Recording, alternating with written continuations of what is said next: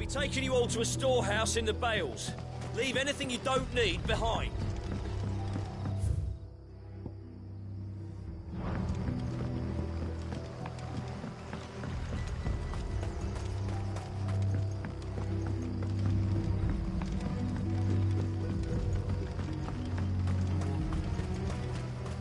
If you're ready, we leave at once.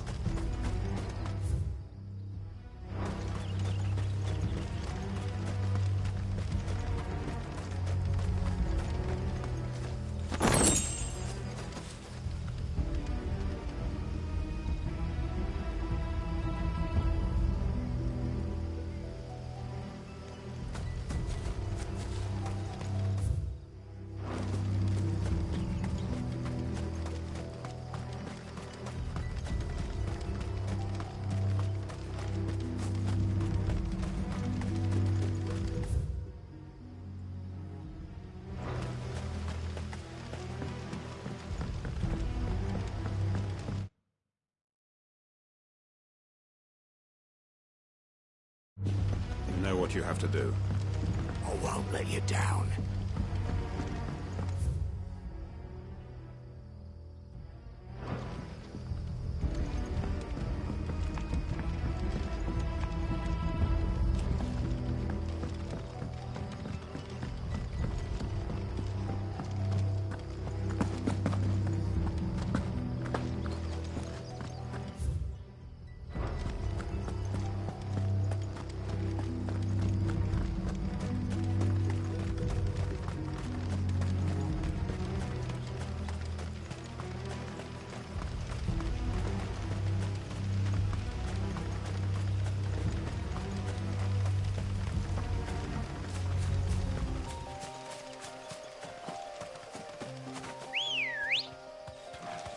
Come on.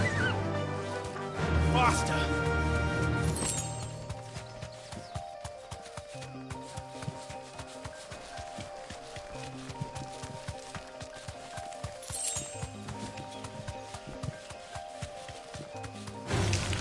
Time to fight.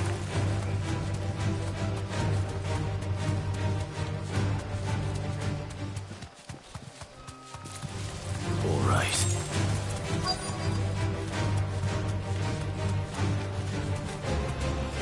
Thanks, Cal.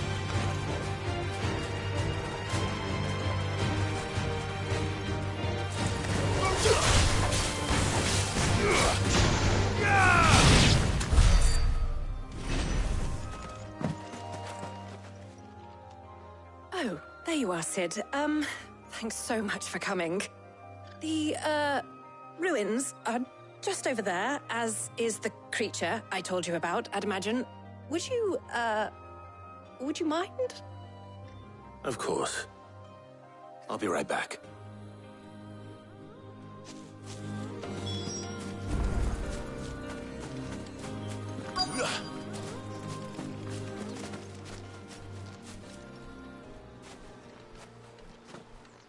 Anybody home?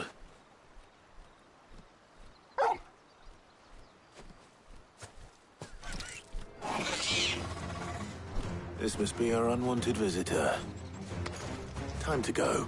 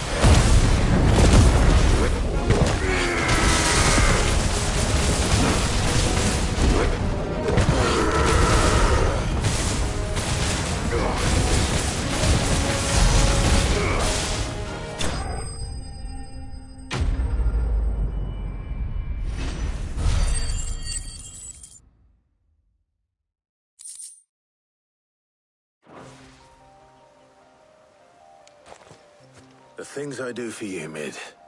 Sid! Oh, thank goodness you're safe. You shouldn't have any trouble now. Indeed. Well, don't let us keep you. We'll, see that everything is transported safely back to the hideaway. All right. I'll let Mid know you're on your way.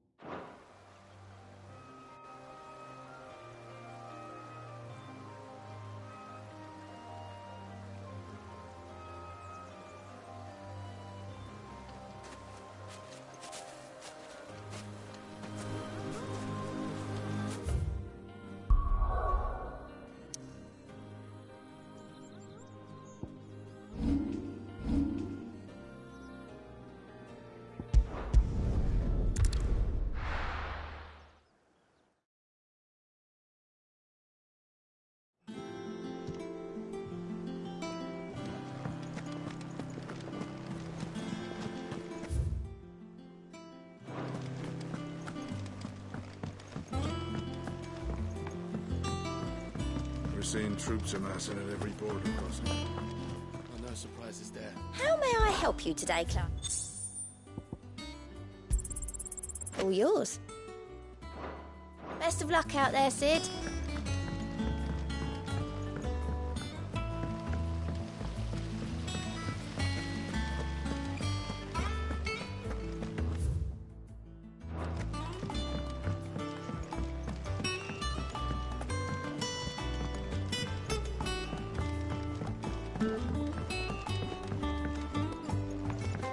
If I don't come up with something soon.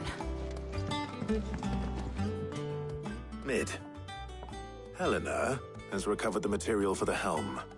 She'll be along shortly. Excellent. Another job well done. And just one remaining. Right. Right, the shielding. This one's a bit of a bugger. How so?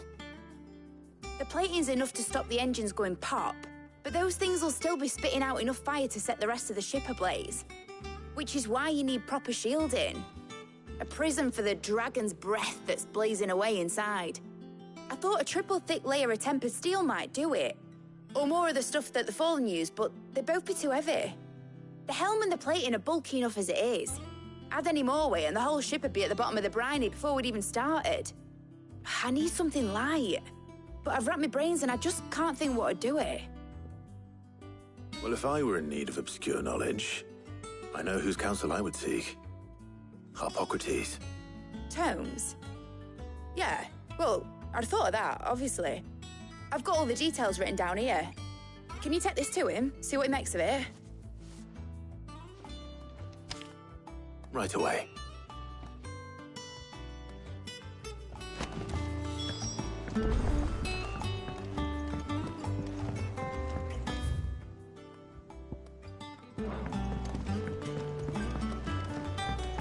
Editors started reading books that don't have any pictures in. It hasn't been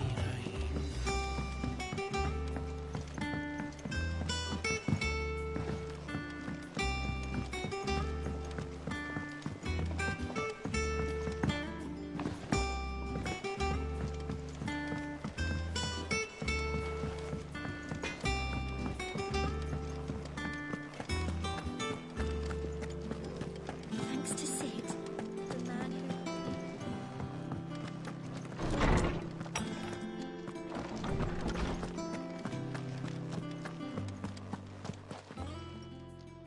Harpocrates, do you have a moment? For you, Clive? Always. Well, actually, it's for Mid this time. Could you take a look at this?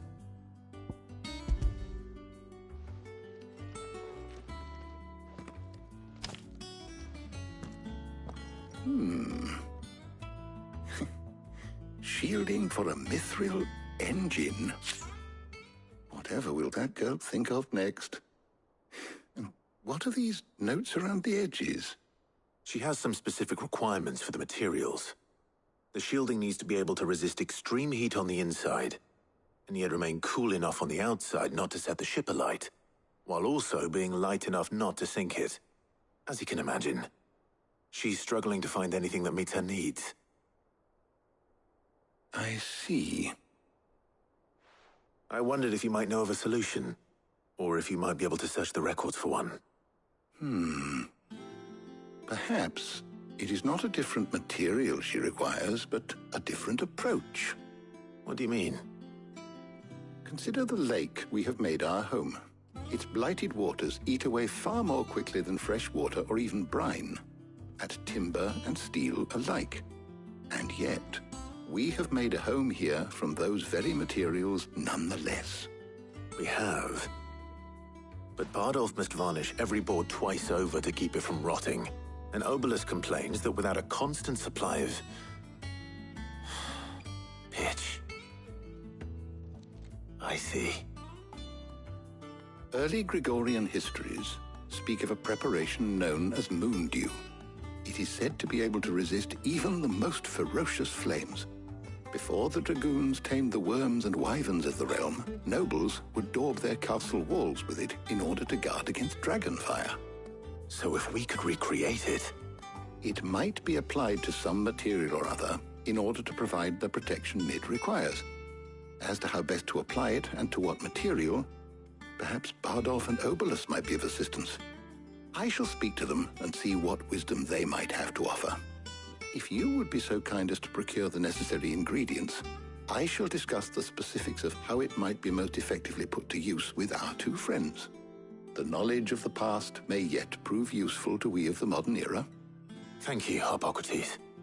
And since you're asking others to help you, perhaps I should too.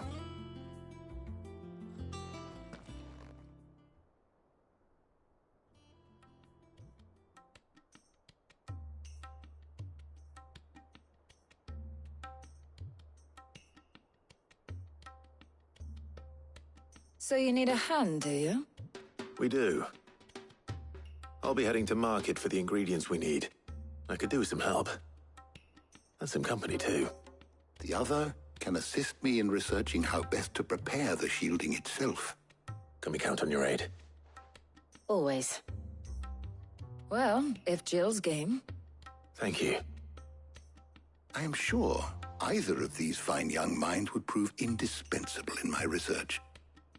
I leave the decision as to who will go with whom in your capable hands, Clive.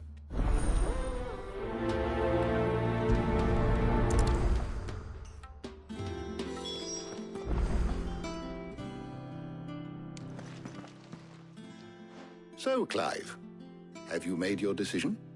Who will accompany you on your little excursion? Very well. So then, what do we need to find? I have taken the liberty of preparing a list. Here. White chocobo eggs. Pepio nuts. Are you sure this list is right? Everything on here seems very edible. I would have thought the ingredients would be a little more exotic. Though these items may seem mundane, they have potent effects that are rarely exploited, effects for which they were once highly prized. So much so, in fact, that they were harvested almost to extinction, hence moon dews having fallen from favor. Now, of course, they can be obtained with ease. You should be able to find everything you need at the market in Northreach. Is that so? I've been meaning to visit Northreach anyway. I'll set out now. Join me there when you're ready. I will. Until then. You two enjoy yourselves. You too, Talia.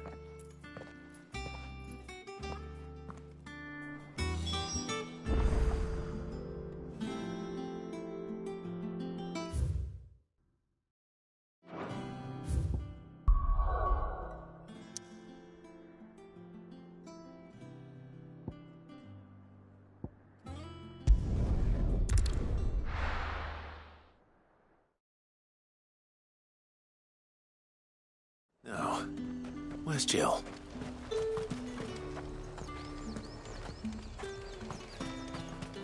There's talk that the glass gate flooded. Keep them pilchards nice and chilled.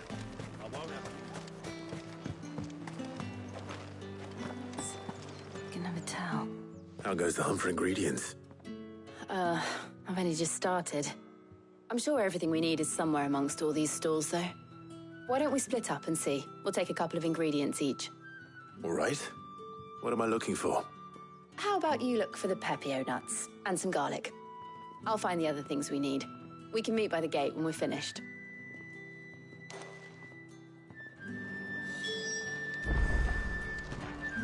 Up! You'll not find a bruised pippin. Fresh cuts. Come and get them before them. What can I interest you in today? I hope it's to your liking.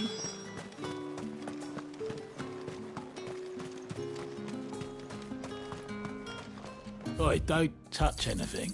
Come on, take it. That's everything. Let's see how Jill's getting on.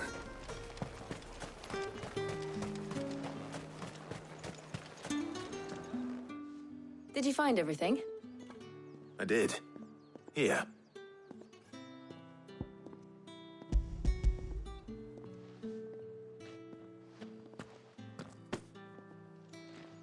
Garlic and pepio nuts. Perfect. Now all that remains is for Harpocrates to somehow turn all this into what Mid needs to keep her engine cool.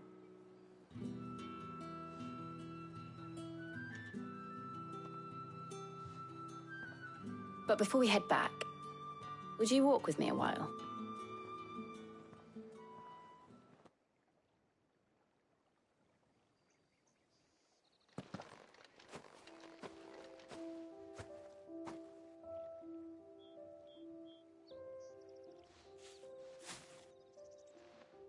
Thank you for asking me to help you today. It makes a nice change. It does. It's good to get away from all the battle and bloodshed for once. Just being here reminds me of when we were children. Do you remember? Walking down Market Street in Rosalith, taking in the sights and smells. How could I forget? What with Torgal's antics. Remember how his nose would prick up at the scent of sausages? He'd go racing away and we'd have to go running after him. We wouldn't catch you now, would we, boy? Was there anything you wanted to buy for yourself while we're here? There was, yes. Well, sort of. Molly in the kitchens told me about a place that sells particularly good pies. Thought you might like to share one with me. I would. Thank you. And I saw some bread.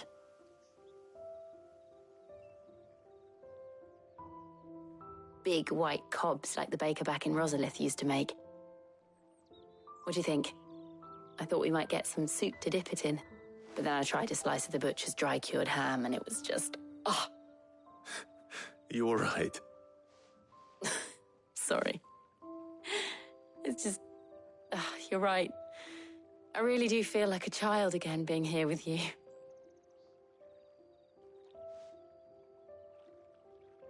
Clive. Is it wrong of me to enjoy this? No, Jill. This is how life should be. And it's how our lives will be when our work is finally done. When we can live on our own terms. I hope so. Thank you, Clive.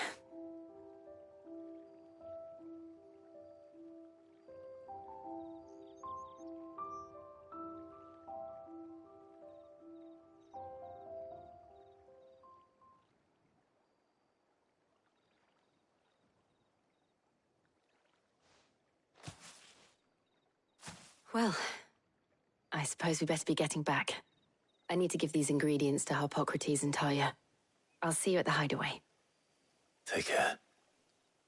I will. You too.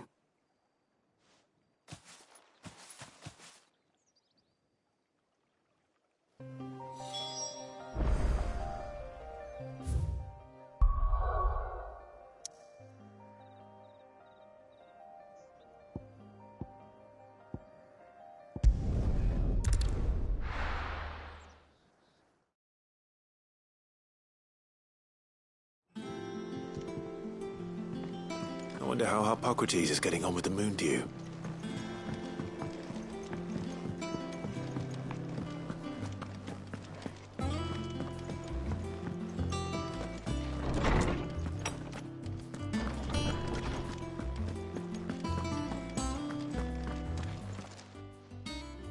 How's work on the shielding progressing, Hippocrates? Well, very well indeed. And thanks in no small part to your kind assistance. I was just explaining to Tarja how we might best go about preparing the moon dew. And now that we have all the ingredients, we may begin. You can count on me. I've mixed more than a few mysterious concoctions in my time. I'm sure you have. What about the shielding itself? Work is underway, under the watchful eyes of Bardolph and Obolus. Apparently, it'll be ready soon. Thank you. All of you. Right then. Jill, would you join me in the infirmary? Many hands make light work and all that. Of course.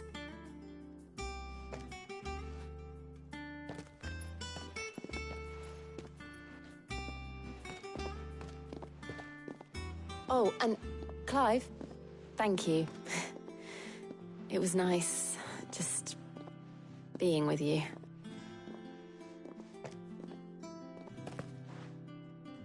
It appears our work here is almost at an end. A shame. I was enjoying playing the man of action for once. When both the shielding and the moon dew are ready, it will merely be a matter of applying the one to the other. Followed by a rigorous process of testing and retesting, of course. Perhaps someone ought to warn young Mid of that. Leave it to me. Thank you, Hippocrates.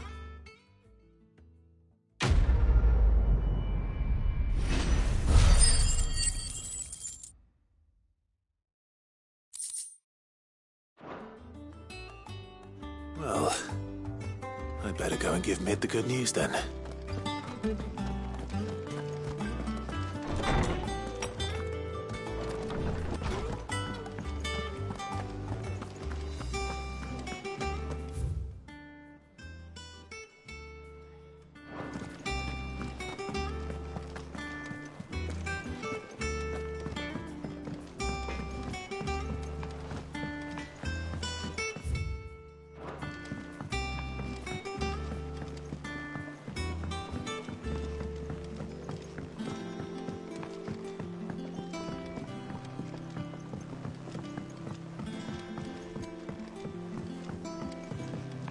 Mid hasn't been a huge...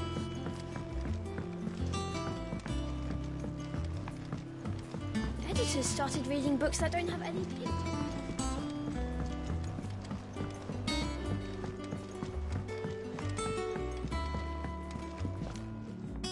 Sorry to keep you waiting, Mid.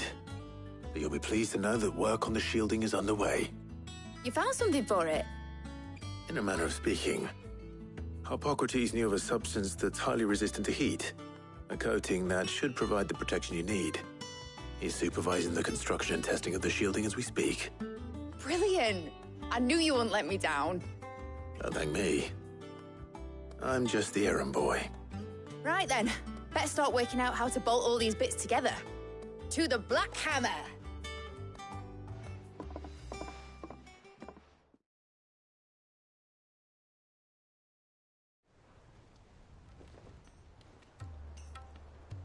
You know, when I got into the smithing game, I thought I'd be making swords and shields, not thermal bleeding didgeridoo-dahs.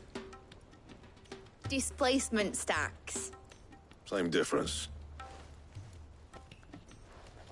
Whatever you call it, I ain't putting it together in here. It's cramped enough as it is. Let's take this outside. Mid, you get all the parts lined up on the deck. I'll take care of the rest. On my way! Oh, and bring me the biggest hammer you can find. This is gonna require some precision walloping.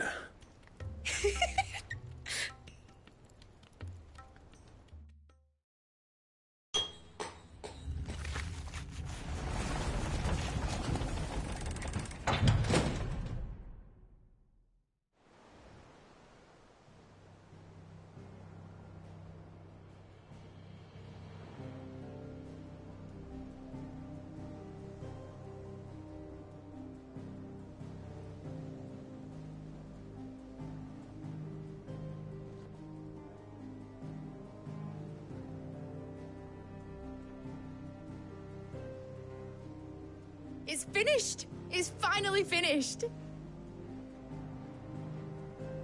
Thank fuck for that. I'll be feeling my hammer arm for weeks. Thank you, Clive, Blackthorn, everyone. That's 1 down and just 3 more to go. I'm sorry. Oh, didn't I tell you? The Enterprise has 4 mithril engines, and we'll be needing a displacement stack for each. You don't mean... Don't worry. Now they've got a finished one to work off, my gang in Canva can build the rest. Good luck to them, I say. Right, I'm off to get a sling for this elbow. Any other work comes in, keep it to yourselves, eh?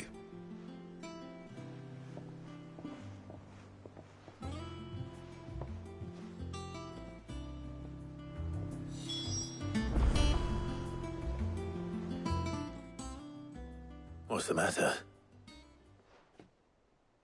Nothing. Just daydreaming. Thinking about the Enterprise sailing off over the horizon to shores unknown. Searching for a land untouched by the Blight. Just like me and my dad planned. So if the worst came to the worst and every scrap of soil in the Twins turned black, we might still have a chance. That's what she was meant to be. You see, one last chance just in case we needed it. But now she's so close to being finished, I've realized I don't want it to be that. I don't want it to be just a lifeboat for us to cling to if things get desperate. I want people to sail aboard her by choice, not from the lack of it. In a world where we're not just trying to survive, but where we can actually live. I'm working on that. And I'll do everything I can to get you what you want. Don't you always? All right. My mind's made up. As soon as the Enterprise is fit to sail, I'm putting her under your command. Sod our plans, I'm trusting in yours. Are you sure about this? Something tells me it's what my dad would have wanted. He'd be proud of you. You were gonna visit his grave, weren't you? I was. And you can come too now that your little project is finished. Right. There's just one thing I need to finish up first. Won't be a mo. All right. I'll let Otto know you're coming. Meet us in the mess when you're ready. Aye, aye, Captain.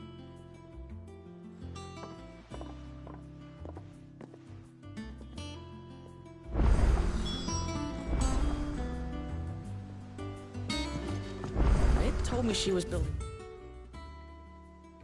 a ship. Really?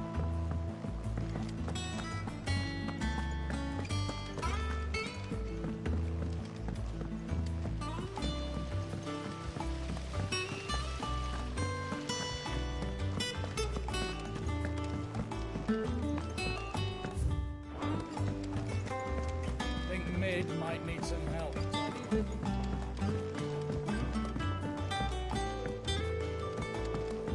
Well. Here, Sid. Reckon you might be just the man to help me out of a bit of bother, if you were mind to. Let's hear it. Well, it's about this alembic the Chief's got me making. Lovely bit of kit it is. Bung in a solution you want splitting, and it will separate it out, just like that. Problem is, it won't always get rid of all the impurities. And with some of the stuff we need it for, that ain't good enough. Which is why I've been looking for something to filter the liquid we'll be cooking off. And that's where I was hoping you could help me out. I imagine Ty could get some use out of this alembic too. Distilling medicines and the like. All right. Why not? Proper job! So what exactly do you need for this filter? Nothing but bomb ash'll do, says the Chief. Gave me a sample she'd obtained from the university stores. Couldn't believe my eyes. You pour the blackest blight water through it, and it comes out clear as a mountain stream. So, I did a bit of reading about where I might be able to get hold of some. And do you know what I found out? It's only the blimmin' bones of a bomb king. They leave 'em behind when they die, see? I take it that's where I come in. If you wouldn't mind. I saw a billet on the hunt board for one just the other day. Would have gone myself, but, well, fighting dirty great balls of flame ain't exactly my forte. You, on the other hand... All right. I'll see what I can do. Thank you kindly. And a good hunting, eh?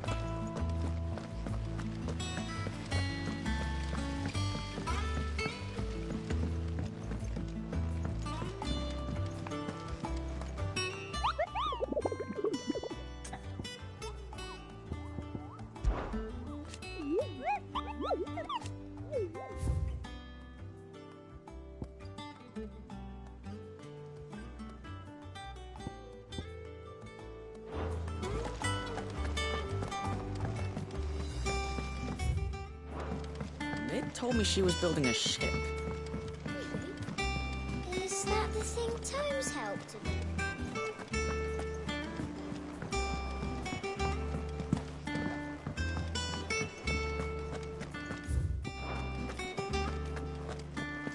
He cracked the crystal too.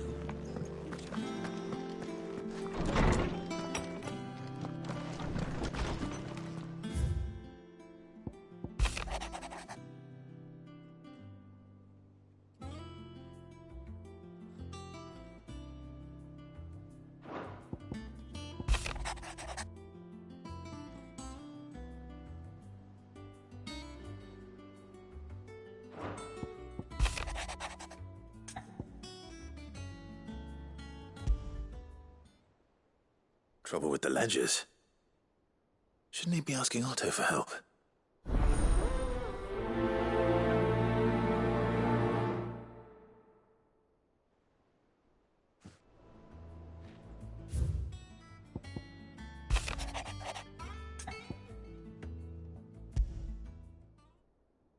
What could be wrong with Torgor?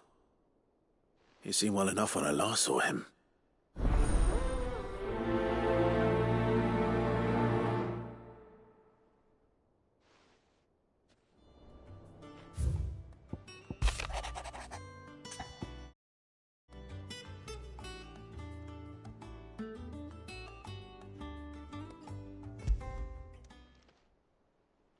Hopefully it's nothing.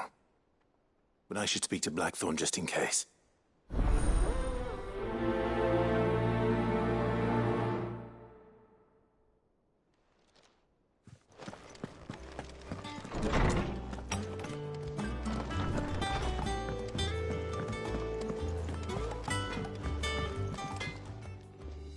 Blackthorn, do you have a moment? Not really, no. This won't take long. I just wanted to ask how you're getting on. August was worried about you, and you might still be doubting your craft, even after learning the trick of that cuirass. Is there something else weighing on your mind? Perhaps sharing your thoughts might help. That bastard's like a dog with a bone. Still, you've got a keen eye, I'll give him that. He's just, well, Karen showed me something. Something I've never seen before. And that was? A sword. An odd-looking thing with a single-edged blade. The metal itself wasn't anything to write home about, but fuck me, the edge on it. You could slice a man clean in two with a weapon like that, and he'd be halfway home before he even realised he'd been cut. So that's what's troubling you? No. Not troubling me exactly. More distracting. Can't stop thinking, how do you get an edge that sharp? It's driving me mad. And if you knew how to do it, we could arm the curse breakers with even better blades. That's about the size of it, yeah. I'll see what I can find out. Sharper swords are always welcome. And we can't have our master blacksmith being distracted. You're a soft touch, you know that. But I can't say I'm not grateful for it. Good luck, eh? Thank you. Let's see what Karen knows about this sword.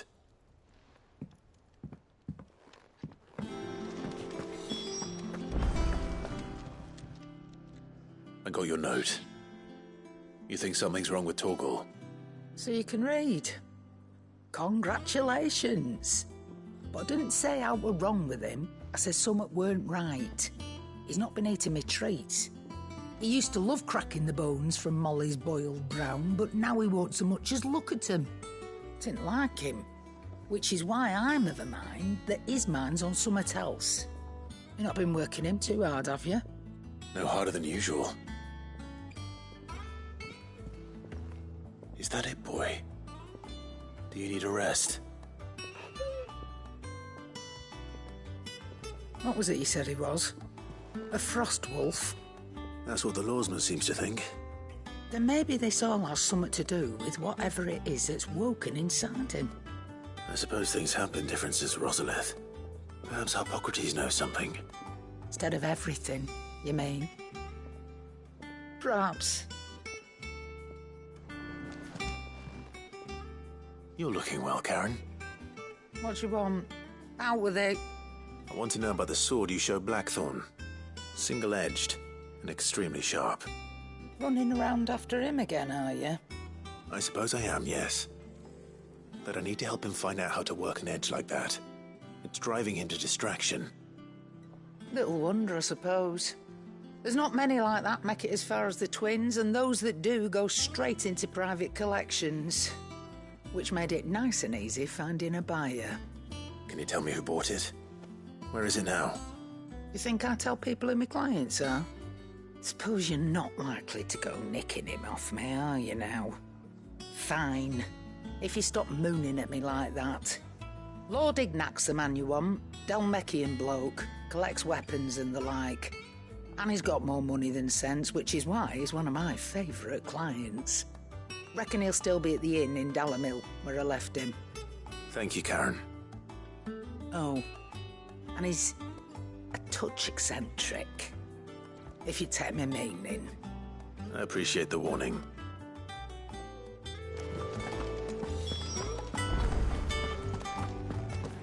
Oh, I'm never drinking it.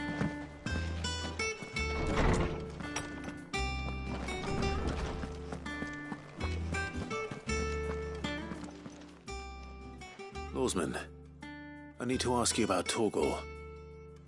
Something's not right with him. He isn't ill, is he? I don't think so.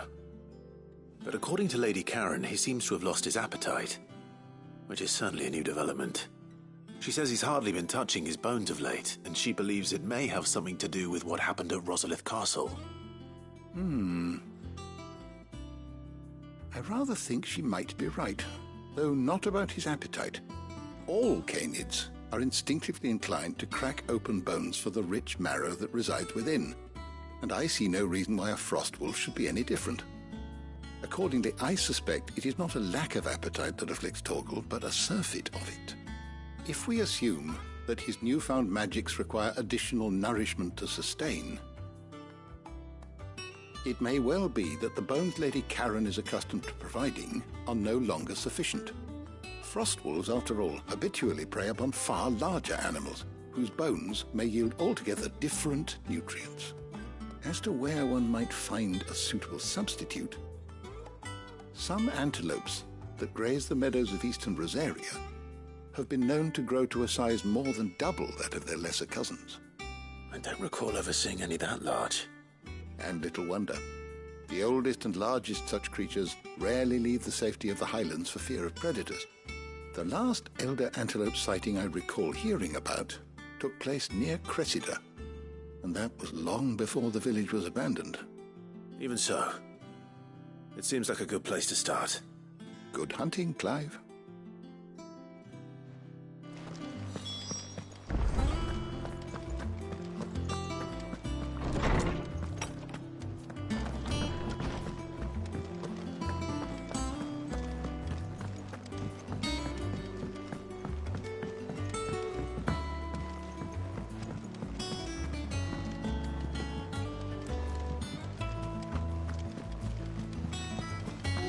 the thing Tomes helped to build?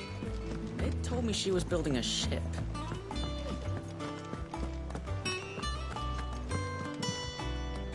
Clive, did you get my letter? That's why I'm here. Shh. Otto might be listening. Is this better? A little. Listen. I've some bad news. It turns out the hideaway may be slightly behind in its payment to certain lenders, and it may be my fault. But I swear to the goddess, I thought I had the numbers square. Sadly, that square turned out to be more of a circle. 0, you might say. I can straighten it out, I swear, but it's going to take some time, and I'm going to need help keeping it from Otto. Bit late for that, I'd say. There you are! What a surprise! So let me get this straight. You forget to pay our lenders what they're due, and instead of coming straight to me, you get Clive to come to you. And I hope he'll dig you out of the hole you've dug for yourself. Clive, the man in charge of the place you've been cheerfully trying to bankrupt.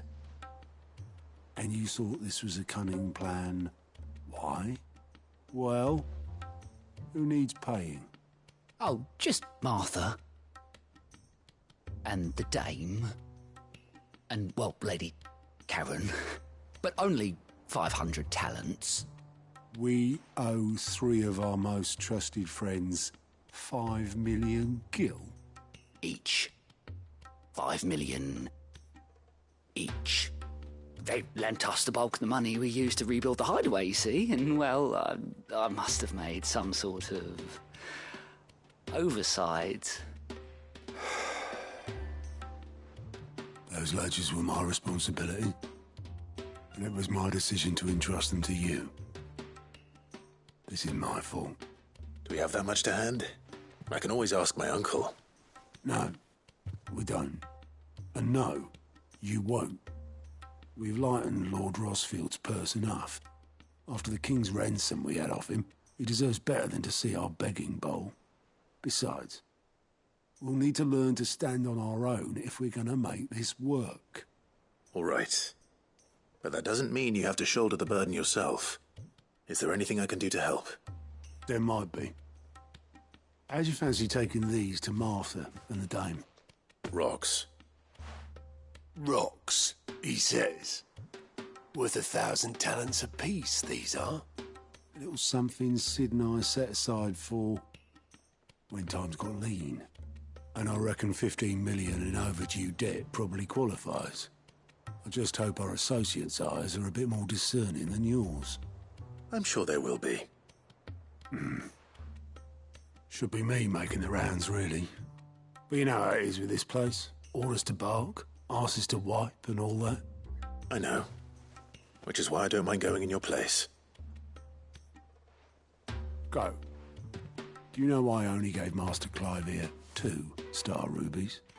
Because you'd rather Lady Karen killed me. Because I'd rather Lady Karen killed you. Yes. Well, I suppose this is goodbye then. Don't worry. I'm sure Karen will understand. Really? Do you think so? No, I don't.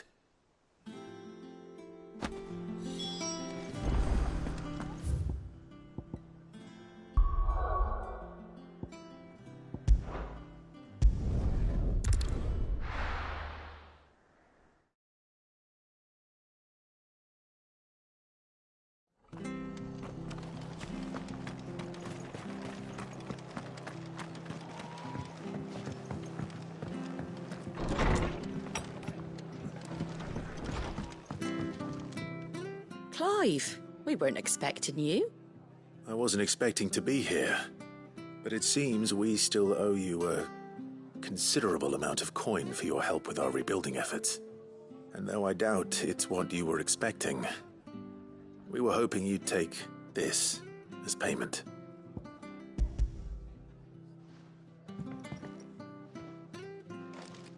A star ruby? I can't accept this. It's worth at least twice what you owe me. More if you can find yourself the right buyer. Think of the difference as interest. Interest? If word got out I charged that much, no one would ever borrow from me again. Anyway, why are you the one here asking me about this? I'd have expected Otto. Bit much sending the Lord Marquis out to settle your debts, isn't it? The old goat working himself to death again? Something like that. Most days I think he's the only reason the hideaway's still standing. Same as always, eh? Back when the place was nothing but a twinkle in the eye of a recently retired Lord Commander, word is he was the first one Sid reached out to. Probably knew that without his strong arm and level head, the idea would never get off the ground. Sid may have been the face of the hideaway, but Otto's always been the backbone. And when Sid passed away, we were all worried that would be the end of it. That Otto would just give up. His death was hard on everyone. But it must have hit Otto hardest of all. But he didn't give up, did he? Quite the opposite, in fact. If I recall, he was the one who nominated you as Sid's replacement, and rallied the rest around you. I reckon what he saw in Sid, he saw in you too. And don't we all? Doesn't hurt that you're half as stubborn and twice as handsome, neither. That, and you keep good company. I suppose I do.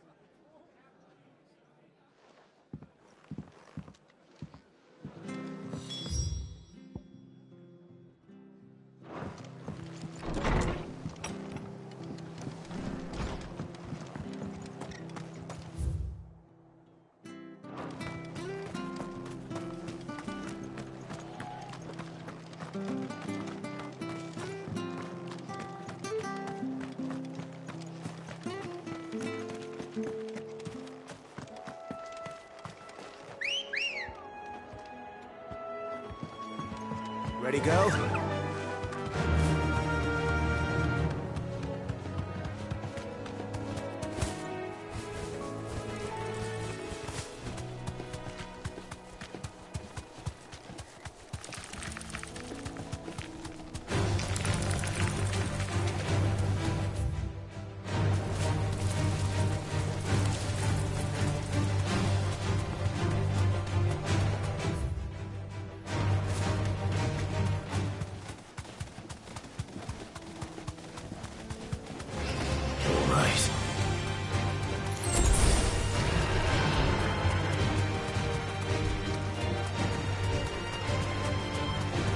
Certainly quiet. If I were a giant antelope, it would seem like just the place.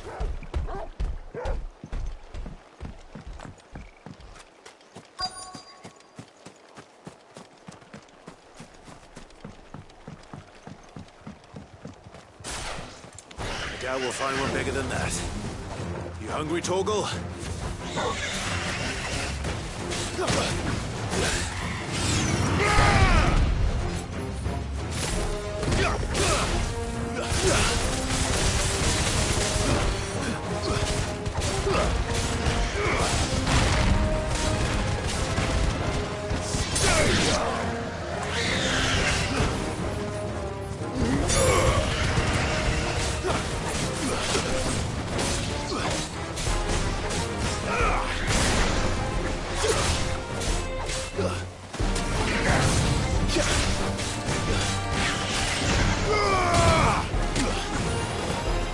Fine how.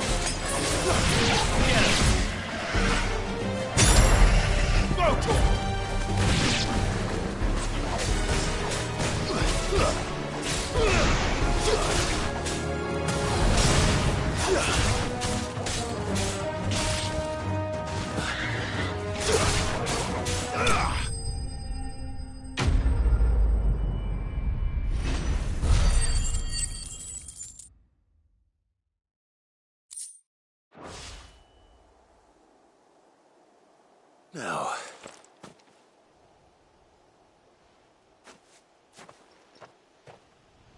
will it be enough, I wonder?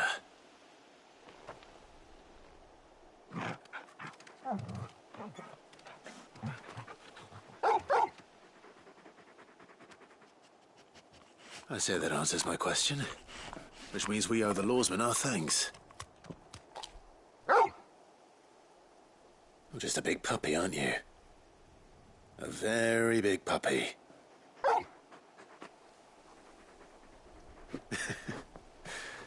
You do know you can take that with you, Torgal. Lady Karen will be relieved to hear you've got your appetite back. Come on, boy.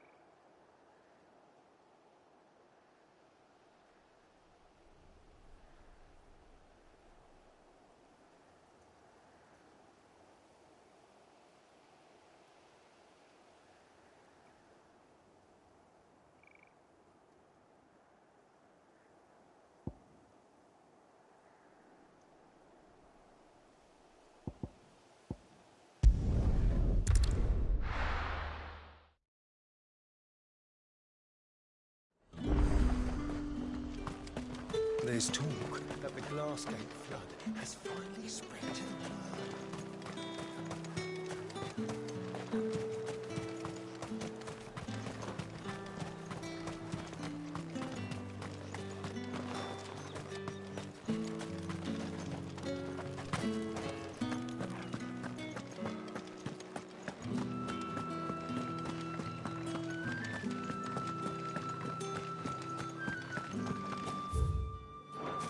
Did you hear?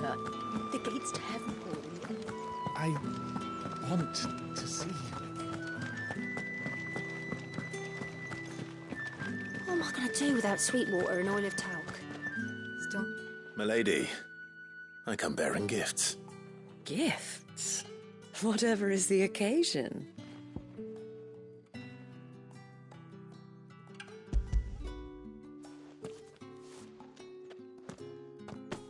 Oh my. Clive, you really have outdone yourself. Otto asked me to give it to you. To settle the Hideaway's debt with the Veil. And to compensate you for the time it took us to do so.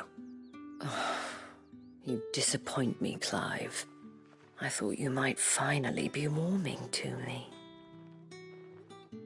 Tell Otto he can keep his baubles. I tried to tell him as much the first time around. The man owes me nothing, nor does the Hideaway. My contribution to the restoration effort was made freely and willingly. It was the least I could do. You once told me Sid did you a kindness. I'd like to do the same. Please, accept it. For my sake. And for Otto's. For all of us. For all you've done. It is rather fetching, isn't it? Very well.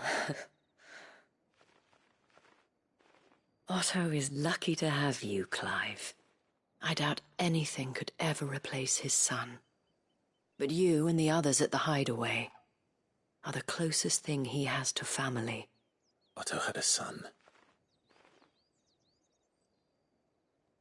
Long ago, yes.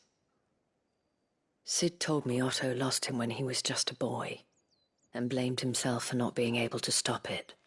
I don't know how it happened, whether there was anything he could have done, but it was clear that it weighed heavily on him. I didn't know. How could you have? I doubt anyone did. Besides Sid, I've never met a man more keen to bear his sorrows in stoic silence. An ill habit, given that both have always been surrounded by friends desperate to help them. I'm beginning to see that.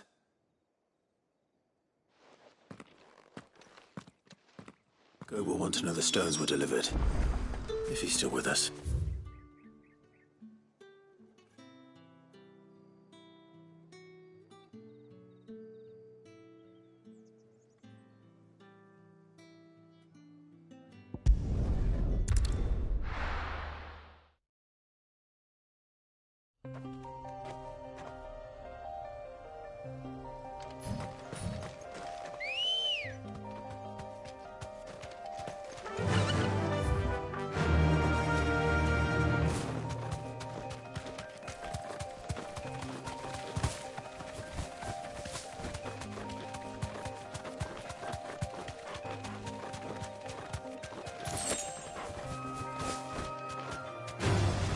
No mistake.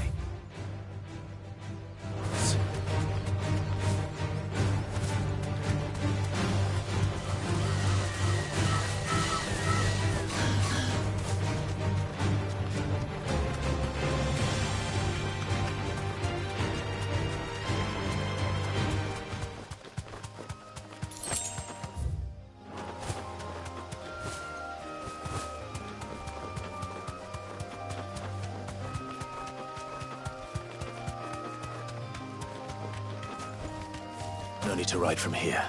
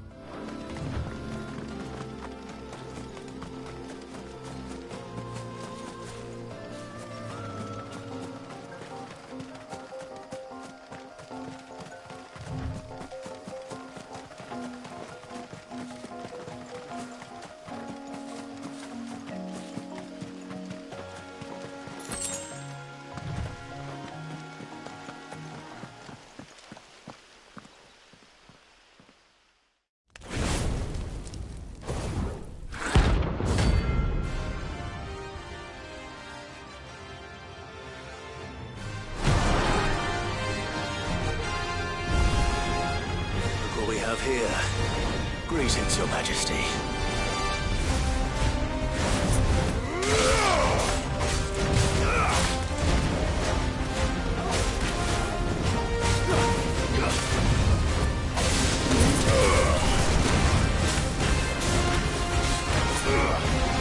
Nice try.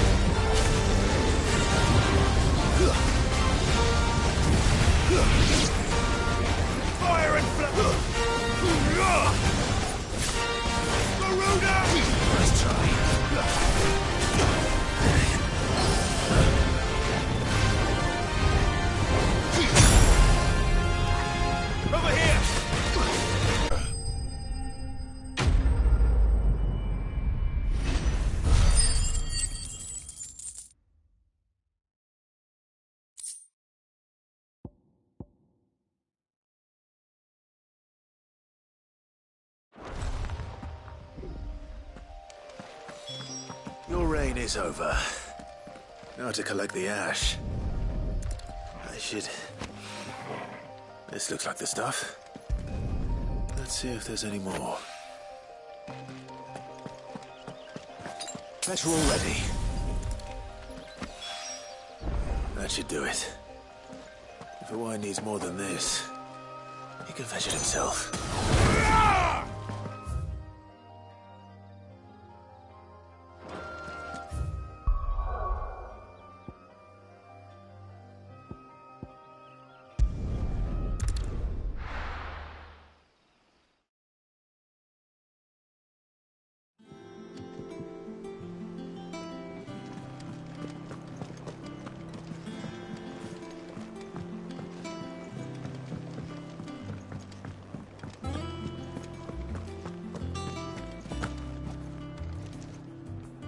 I noticed you and Torgal had gone off somewhere. Take him for a walk, did you? You could say that.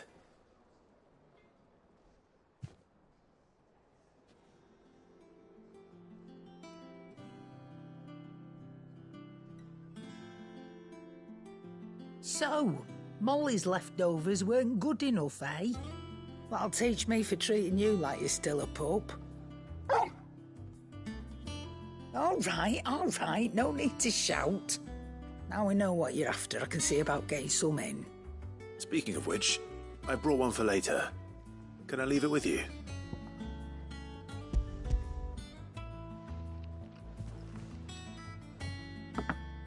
You can, aye. I'm nice like that. In return, you can thank Tomes for me. The bloody know-it-all. I was just on my way to see him.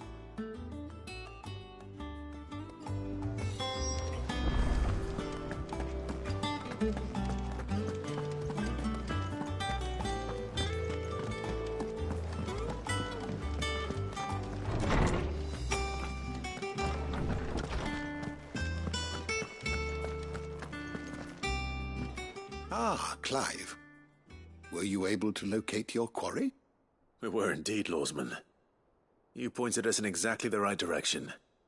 And Torgal's been a very happy hound ever since. Very good, very good. Lady Karen sends her thanks, by the way, for your part in solving the mystery. Ah. But that reminds me. After your last visit, I found myself pondering Torgal's talents. Do you recall our conversation concerning Lady Jill's role in Torgal's transformation? About how she somehow woke the power within him. Precisely that. A reasonable conclusion, I thought. But one which raised certain questions in my mind. You see, the Fenrir of legend served Shiva and Shiva alone. And while the powers attributed to him are certainly impressive, the records imply they are somewhat different in nature to those you described Torgal as having used. What are you suggesting? That Torgal may be the beneficiary of more than one icon's power. Consider that in addition to Lady Jill, he has served as a loyal companion to you, your brother, and even the late Cid.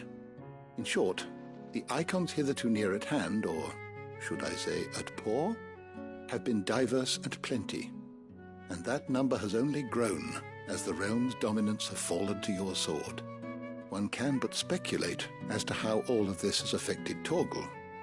He has seemed more fierce of late. And if I am not mistaken, he will grow fiercer still. We are fortunate indeed to be able to count him amongst our allies and not our adversaries. Oh, he's more than an ally. He's a friend.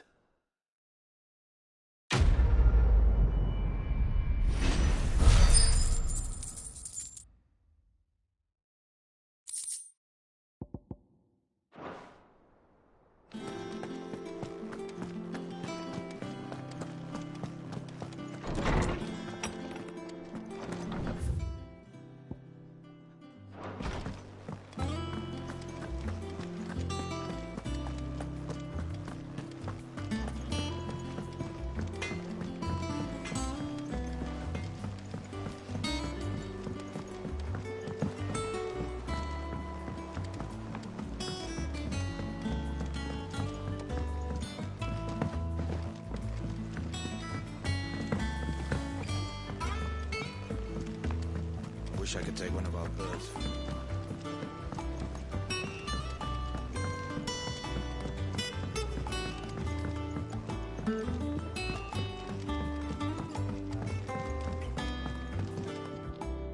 All right there, Sid? How's that hunt for the bomb ash going? I have it here.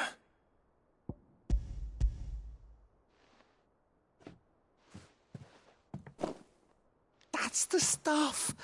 And plenty of it, too. Enough to keep the alembic bubbling away for a good old while. You're a gent, Sid. Let nothing say otherwise. Right then, let's get this contraption up and running.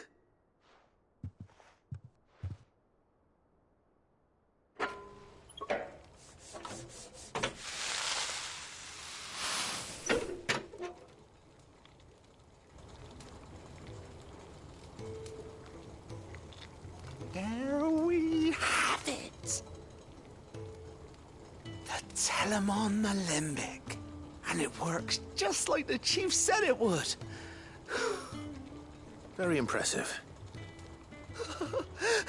Says the man who cut down a burning boulder. Speaking of which, I still haven't returned the favor. There's no need. The good it will do for the hideaway is reward enough. Don't be silly. Why don't you let me take a look at that bag of yours? The one you keep your potions in. Reckon I could work some magic on that. What kind of magic? Well, we happen to have isolated a substance in our test run of the alembic that I reckon will make even the toughest leather supple as anything. Thought we might use it to breathe new life into old boots and the like. Save the hideaway a few gil. Ah, I reckon if we slap a bit on your bag, it'll loosen it up enough for you to squeeze in a bottle or two more. Well, it can't hurt to try, I suppose. That's the spirit. Leave it with me. I'll only be a mo.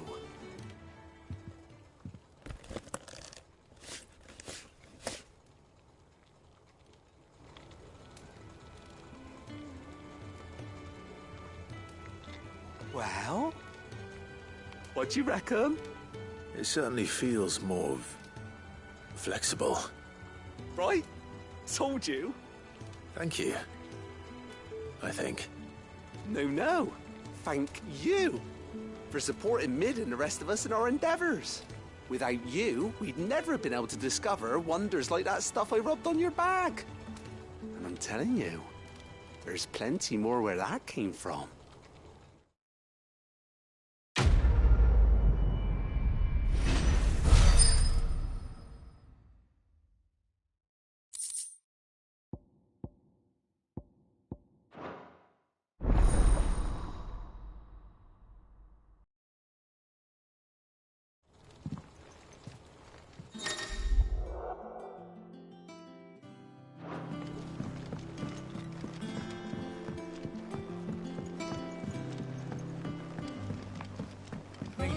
Might need some help.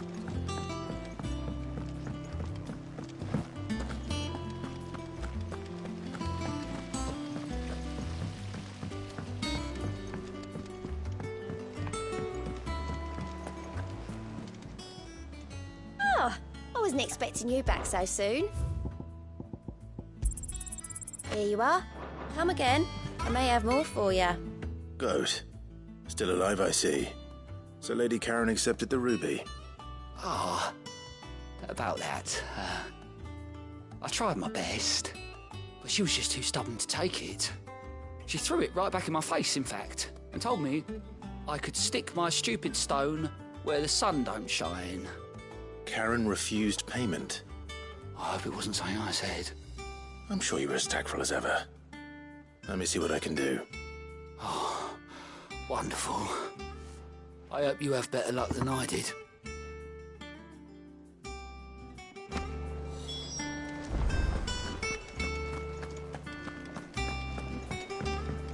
Nick told me she was building a ship.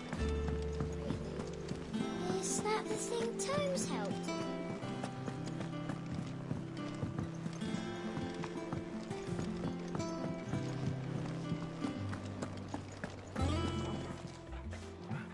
Lady Karen, Goat tells me you weren't happy with our offer.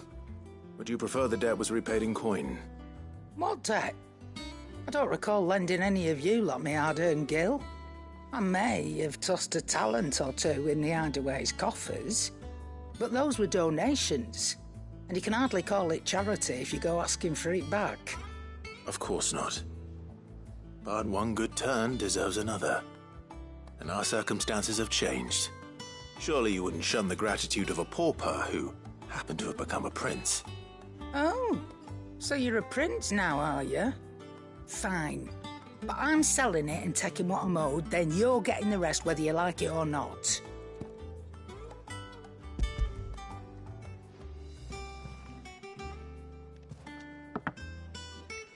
Where'd you even get this? A decent trader might nab 1,000 talents for a star ruby. A canny one, meanwhile, might claim it were nicked from the belt of Sid the Outlaw himself and ask twice as much. Might be I already have a buyer in mind. Might be you even know her. A fine continental maid whose beauty's only eclipsed by a guile in commerce. You wouldn't mind, would you? Not at all. Just be sure to tell her that it's always a pleasure doing business.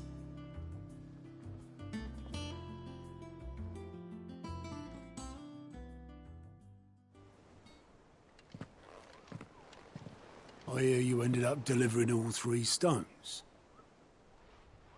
Thanks to this lump. I sometimes wonder what I pay you for. Speaking of which, I still haven't been paid last month's wages. Oh, so you remember what's owed to you then? Get your ass behind that disc of yours and don't get up before those ledgers are square. Right away.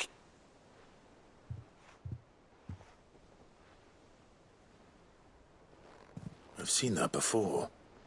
Yeah. Plenty of times. It was the only goblet Sid ever used, either out of habit, or because the filthy sod couldn't be bothered to find a clean one. I knew so little about him. Like most people. Martha and the Dame both seem to have fond memories of him. I bet they do. How long did you know Sid before he... Before he died. 20 summers, give or take. Back in the day, I was a purser on a trade ship, which is where I met him. He bought passage to... I forget where. And having nothing better to do on the long nights, we sat up drinking Island rum till the morning bell dragged me back to my duties. Quit my post not long after that, on account of making a fine maiden's belly fat. But me and Sid stayed close, promising we'd one day sail the seas again. That was before fate stepped in and said she was having none of it. The magic woke inside my son soon after his first name day, and there was no hiding his knack. Couldn't you and your family have... My family were the ones who summoned the constable, wanted the monster taken away. I couldn't turn my back on him, forget what I felt, and I couldn't for the life of me understand how they could. Luckily, Sid was of the same mind as me. It was him who stood beside me when all I wanted was to tear the whole world down. Him who cried for me when I had no tears left of my own. Him who swore he'd do everything he could to stop it from happening again. And he was true to his word, too. Left the Royal Army once and for all. His ranks, his ribbons, gone. Just like that. Threw away everything he had. All to right a wrong that no one else had the courage to face. I knew then I'd follow that man to the ends of the earth.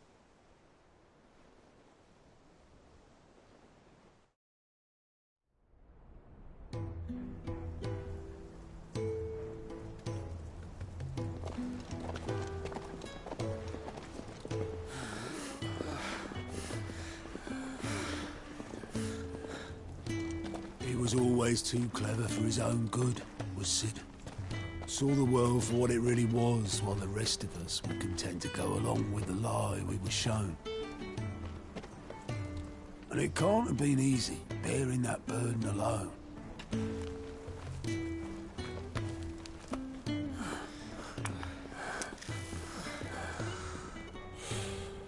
But he didn't let it stop him.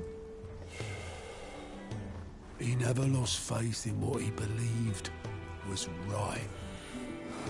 And that gave us faith in him. Faith he'd steer us true.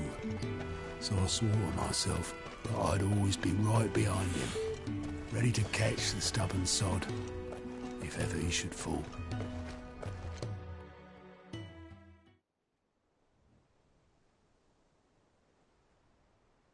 But I couldn't even do that.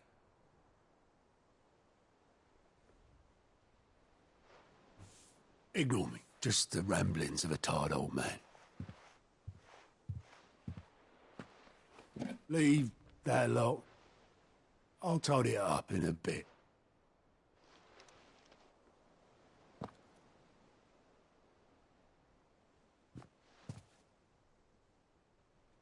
This is Sid's handwriting.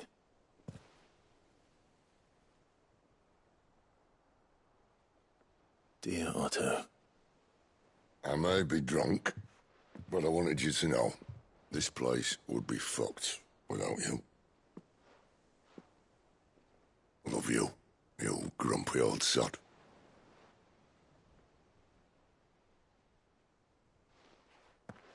This note. Hmm?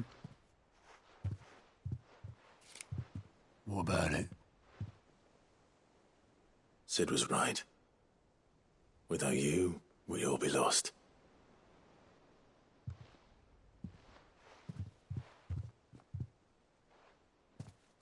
He should have bloody well said so then. Just once. Before he went. But then, why would he? Him, or anyone? I'd only have told him to piss off.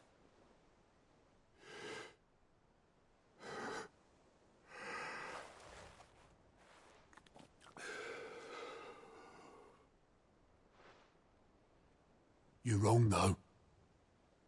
Both of you. It was never just me keeping the hideaway afloat. It was all of us. I just shoved people in the right direction. I barely seem to be able to do that anymore.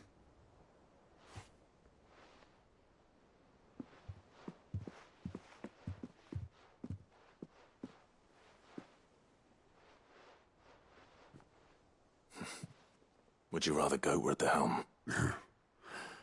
Well, maybe I've got a few more years left in me. I'm going to hold you to that, Otto. Before you go, Sid would have wanted you to have this. But that's... This'll do me just fine.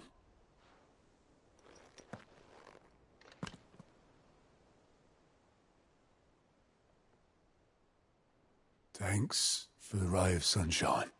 I'll see if I can't pay you back. Already have.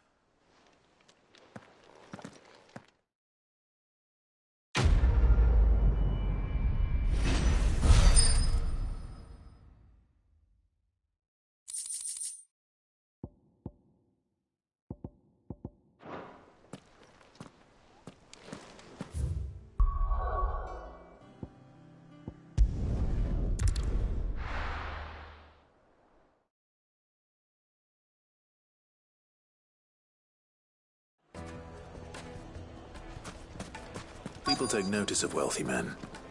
Shouldn't be too hard to track down Karen's collector. Back again, are you? Any more trouble and you'll be barred for life, however deep your friend's pockets might be. St. Drake's fang is gone. Here. The whole mother crystal gone. Listen. What are we going to do? I've got this theory. The Fallen I don't think they all fell. Some of them are small. Welcome. If you're hoping for a bed, I'm afraid you'll have to look elsewhere. One of our wealthier patrons has purchased the use of every room, hoping to keep out the... My reputation will be ruined! Ruined! Calm yourself, Lord Ignac, I beg of you, before you do yourself a mischief. Pardon the intrusion, but... Out! Get out! I paid for these rooms so I wouldn't be disturbed. Leave me be! Please, allow me to apologize. His lordship is going through a difficult time, and he's never been fond of guests arriving unannounced. Radim! Get rid of the filthy oaf this instant! Very good, Lord Ignac. Would you mind stepping outside for a moment?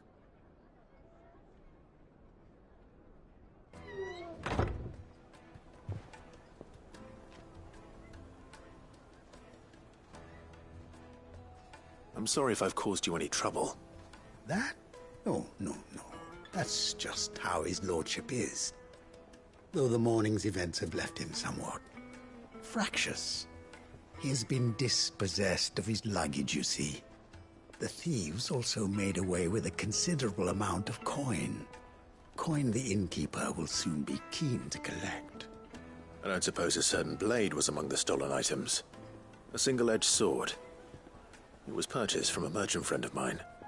Ah, you know Lady Karen. Yes, I'm afraid it was. Then I'll retrieve Lord Ignac's luggage. But I have one condition. You have but to state it. You are welcome to anything that is within my power to grant.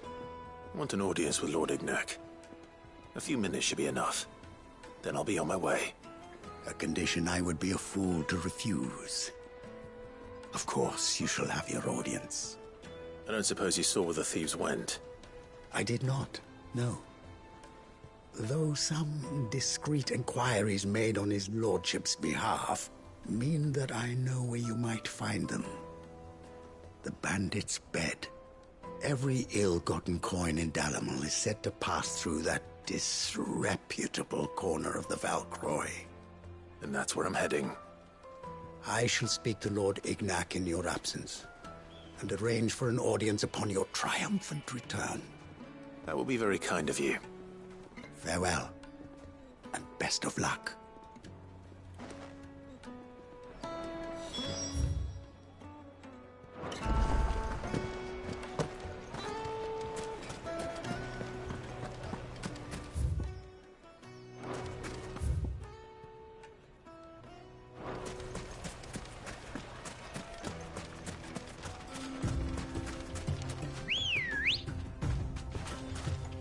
Let's go. Faster!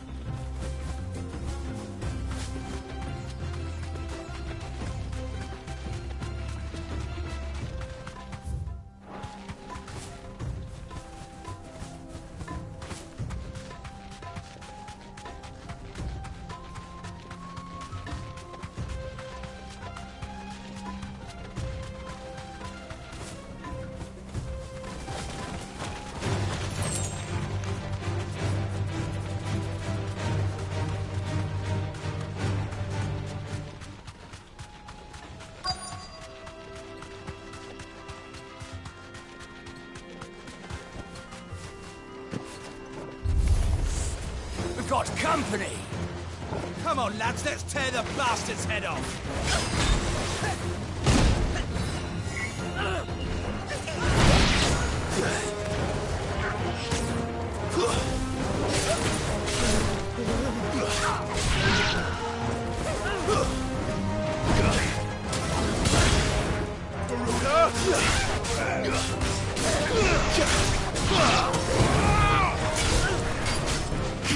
Nice try.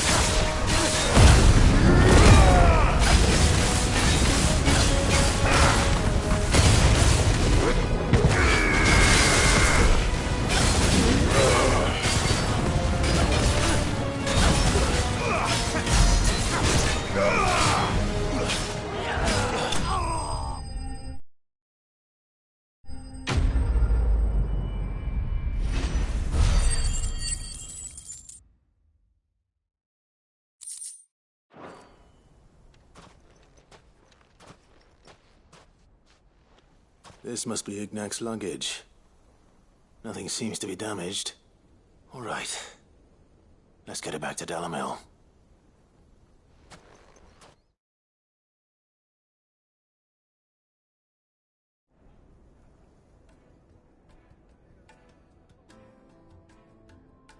I hear I have you to thank for the return of my effects. What shall I call you, my good man? Wyvern. Glad to make your acquaintance. A formidable name indeed. Well, Wyvern, I appear to be in your debt. Redeem here tells me you wished for an audience. Is that all? A few moments of your time should suffice, yes. You're a peculiar fellow, Wyvern. All right, speak. Master Wyvern was wondering if you could tell him about a certain single-edged sword you recently acquired. Oh, a true work of art, that one. Karen drove me hard on the price, but I would have sold her Radim here to get my hands on that sword. It was made in the Outer Isles, far beyond the Twins, and is used exclusively by the practitioners of a unique school of swordsmanship. They believe no combat should ever exceed a single strike, and hone their blades to such perfection that none ever does. Each sword is made for that one perfect stroke, and for that stroke only. They crack upon a second blow. There's a brutal sort of beauty to it, really. But how do they hone such an edge? Fine question. Why, they use a whetstone, of course. Whetstones, rather. A whole array of them, ranging from the coarse to the fine. 10,000 licks with the sharpening stone, then 10,000 more. But it is the final stone which lends the blade its legendary sharpness. A mineral quite foreign to this great realm of ours. And that is the key. The secret ingredient. Wyvern, it occurs to me that my little lecture is hardly equal to services rendered. Take this, together with my regards. The very stone of which I spoke, far rarer among collectors than even the blade itself, and a far more fitting payment. Thank you. Pardon the intrusion, my lordship. However, it is long past time we prepared ourselves to depart. So it is. I am locked in bitter competition with a rival collector of curiosities. I am one step ahead of the unscrupulous scoundrel, but he is hard at my heels. Are there many other collectors out there? Too many to count, but only one do I consider my nemesis. Lord Byron Rosfield. And is a perennial thorn in my side. I can imagine. Farewell, Wyvern. May our paths cross again. Radim, we mustn't dawdle.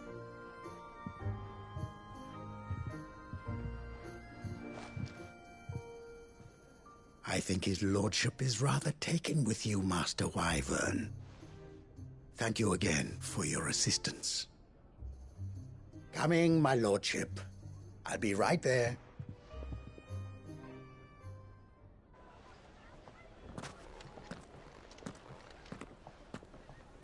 Trust Uncle Byron to find such an interesting rival. Now, let's see what Blackthorn makes of this whetstone, shall we?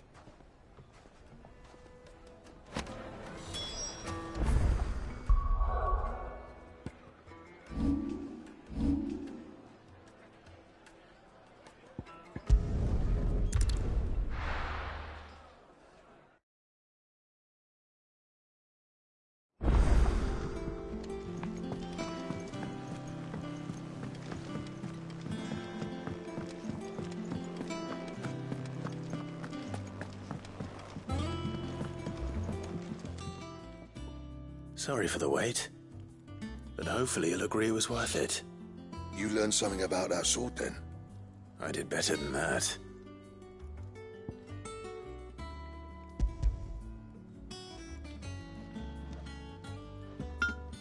A whetstone? Yes, but not one you'll find anywhere in Valisthea.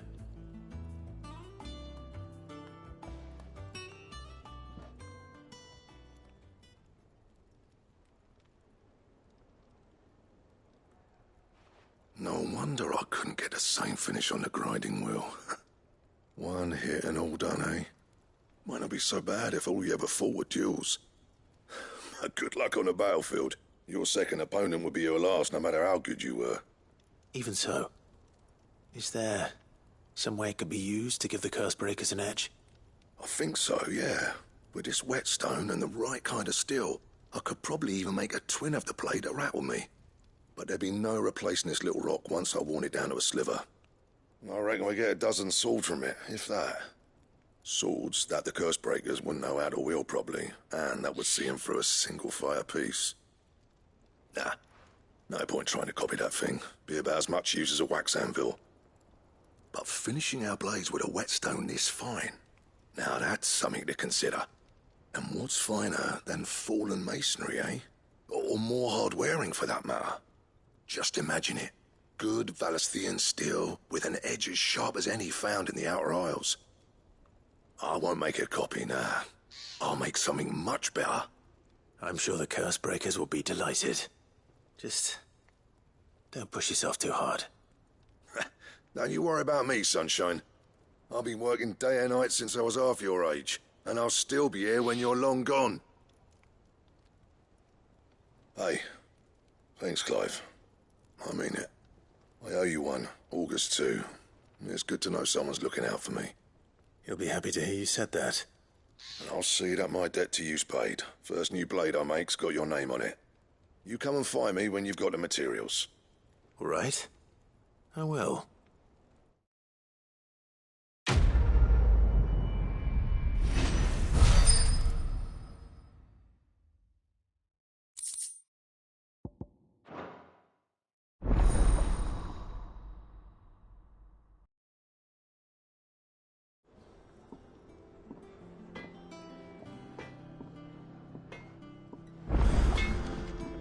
What do you need? A Sancfordian, do you?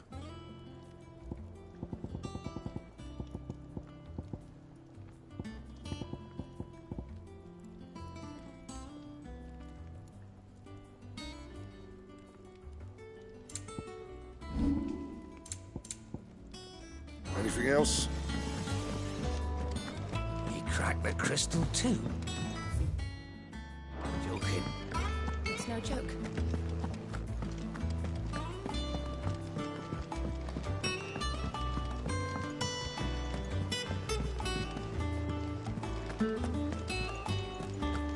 Is that the thing Tomes helped to build? Mid told me she was building a ship.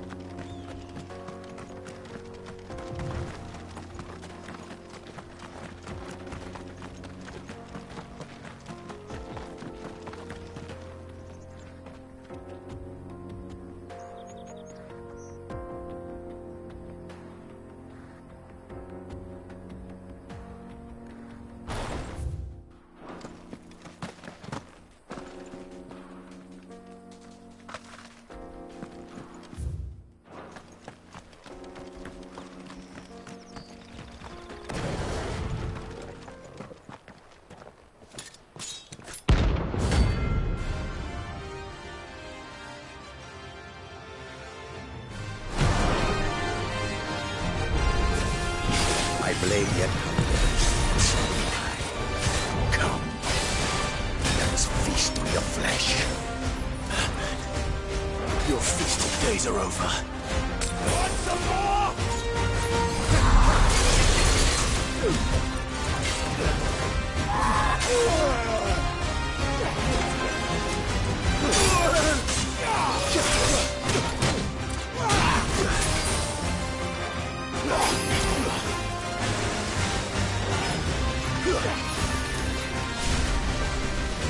I breathe your blood! Too slow.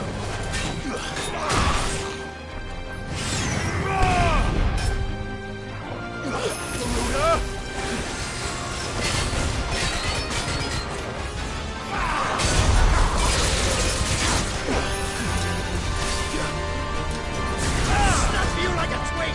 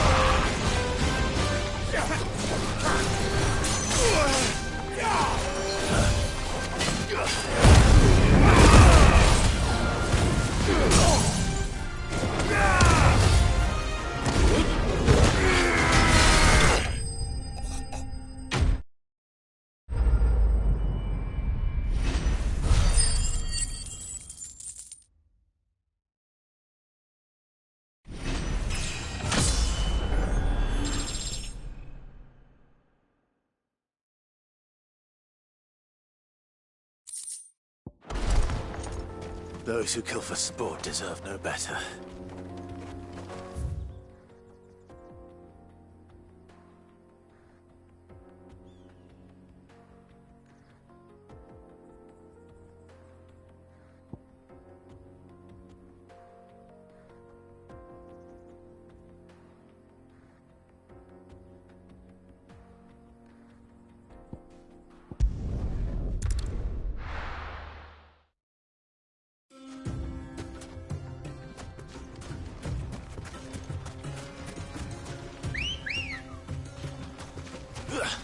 Good girl.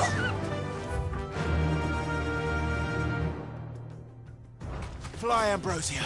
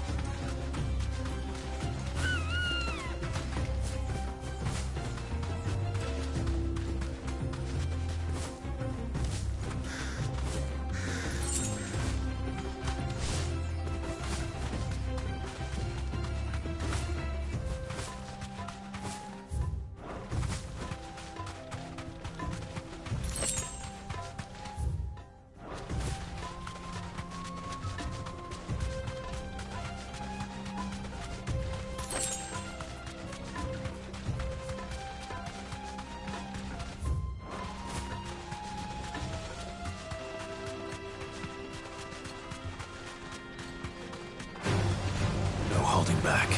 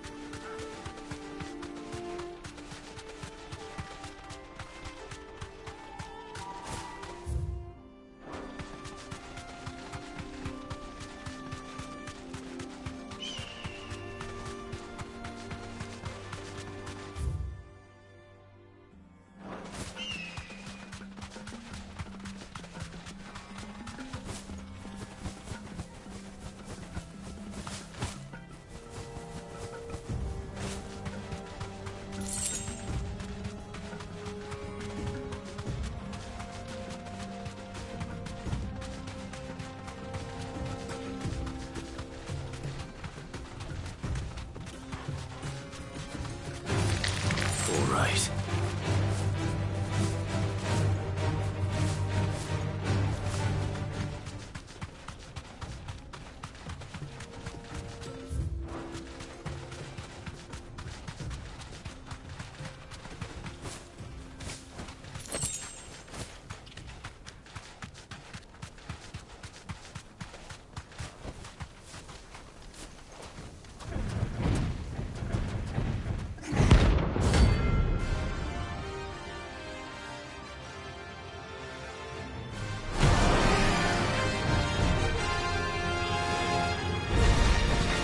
Well, Clive, looks like you're gonna need an even bigger sword.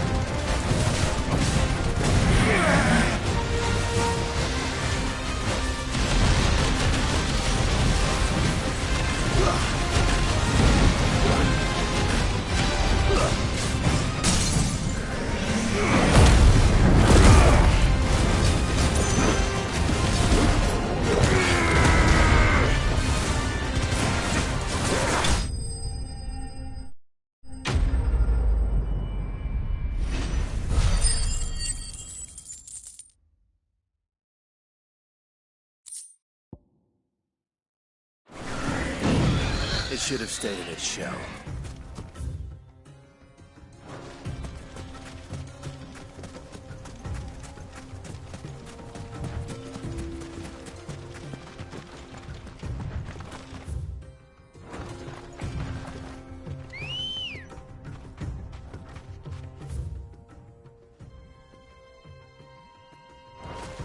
Let's go.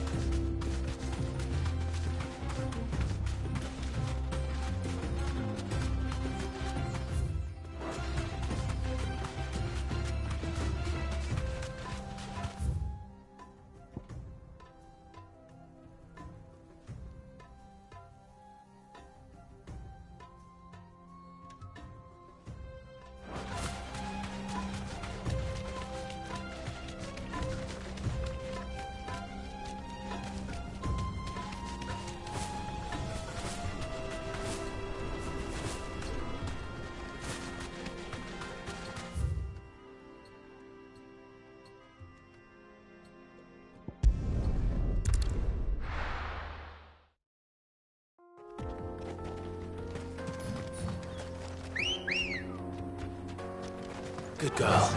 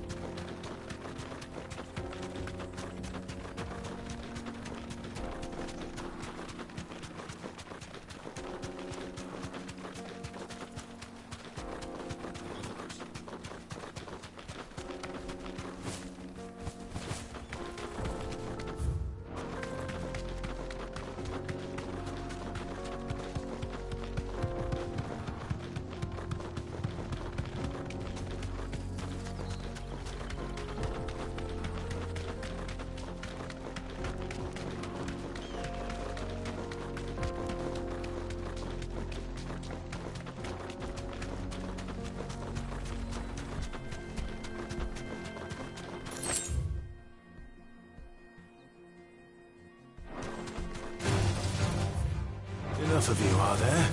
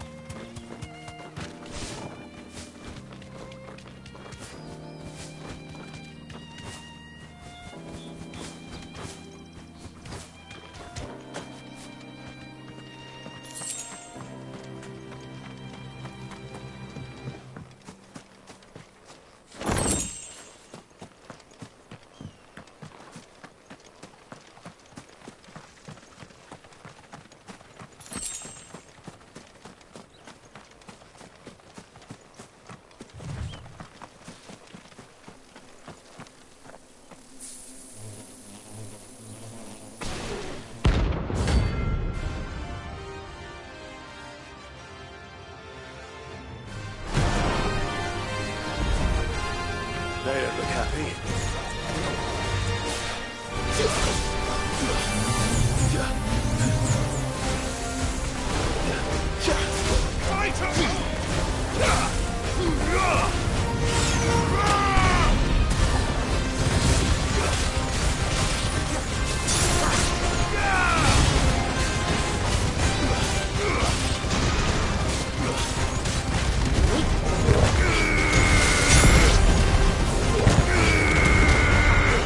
To me, Blake!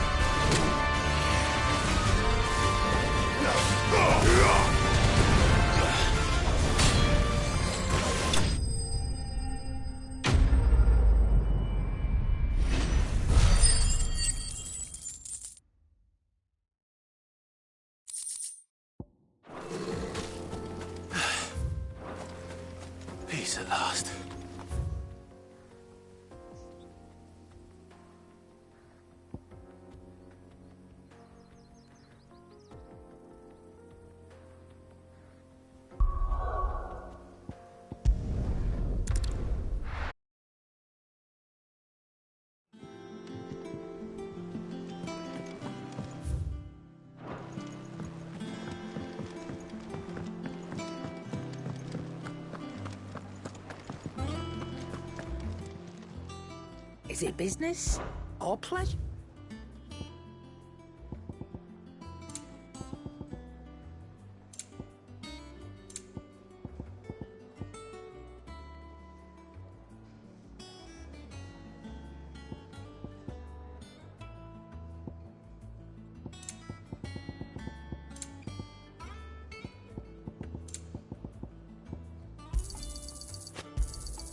It'd better all be here. You're rubbing me blind, you know. What do you need? So, what'll it be?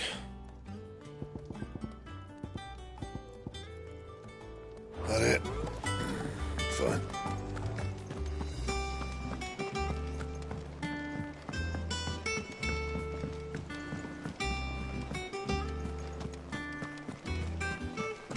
Is that the thing Tomes helped to build? Mid told me she was building a ship.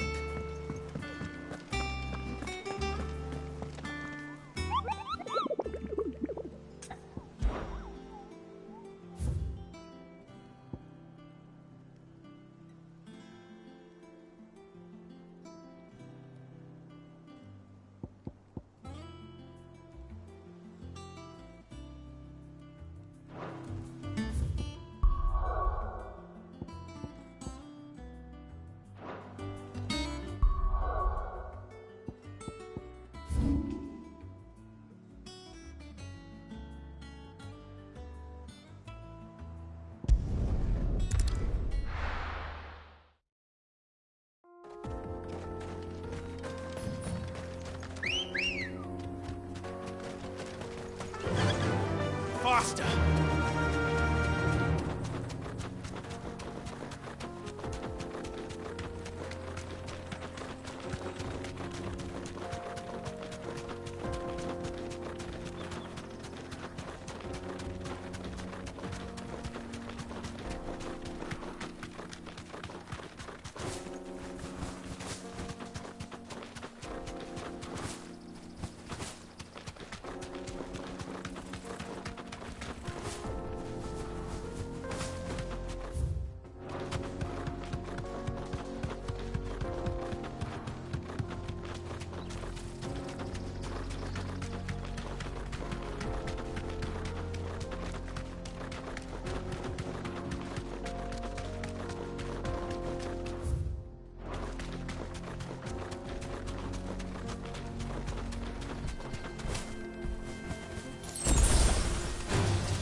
This might take a while.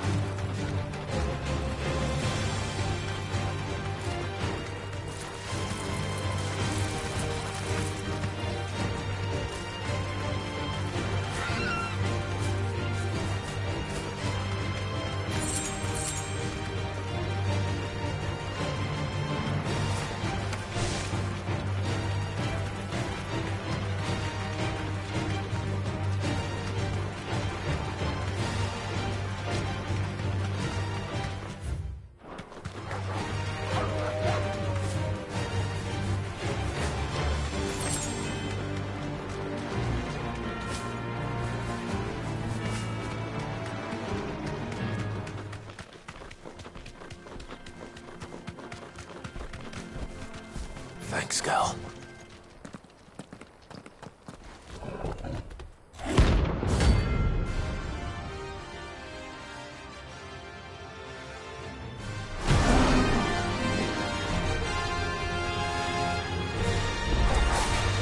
Playtime for the pack, is it? Let me introduce you to mine.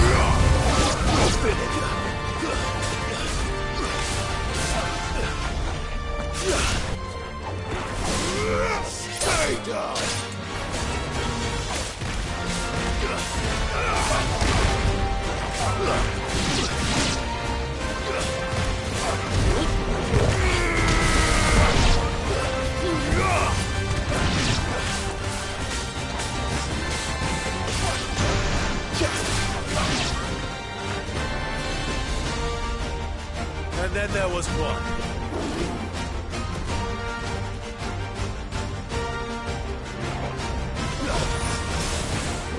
Nice try. And another!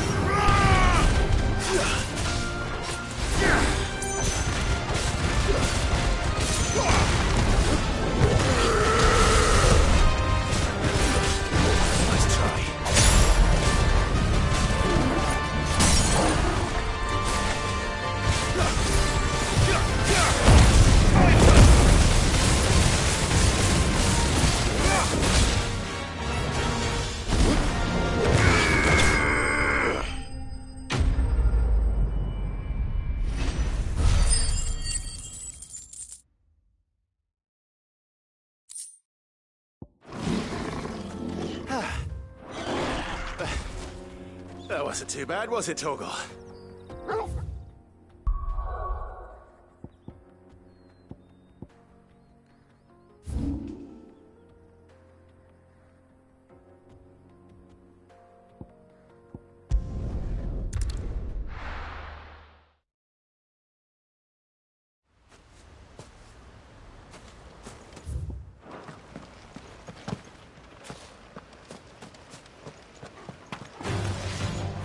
Damn bandits. You'll regret coming here. It's over!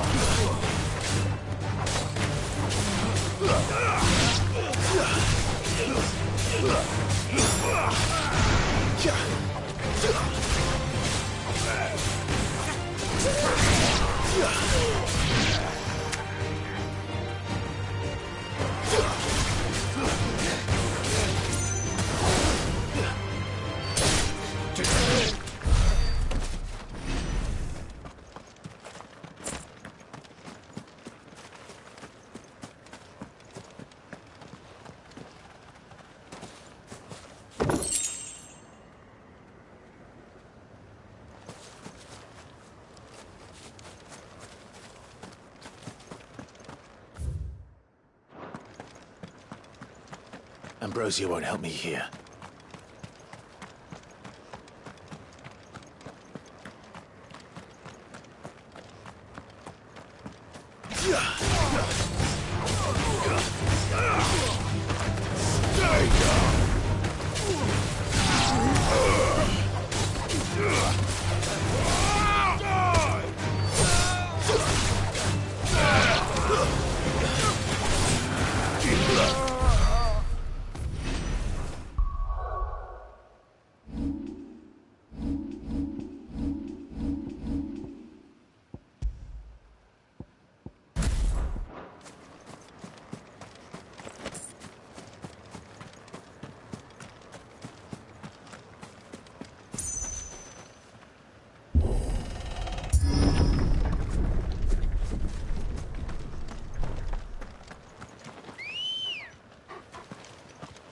Come on.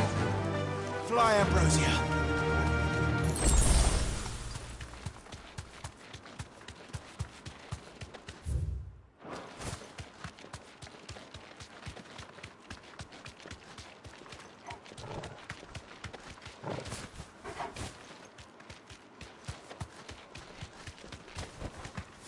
Be safe.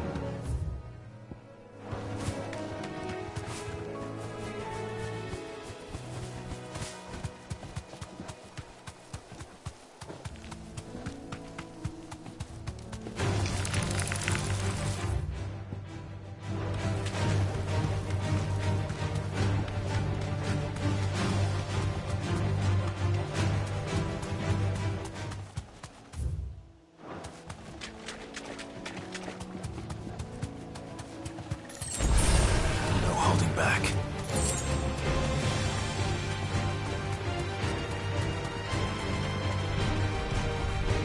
Back to the stables, girl.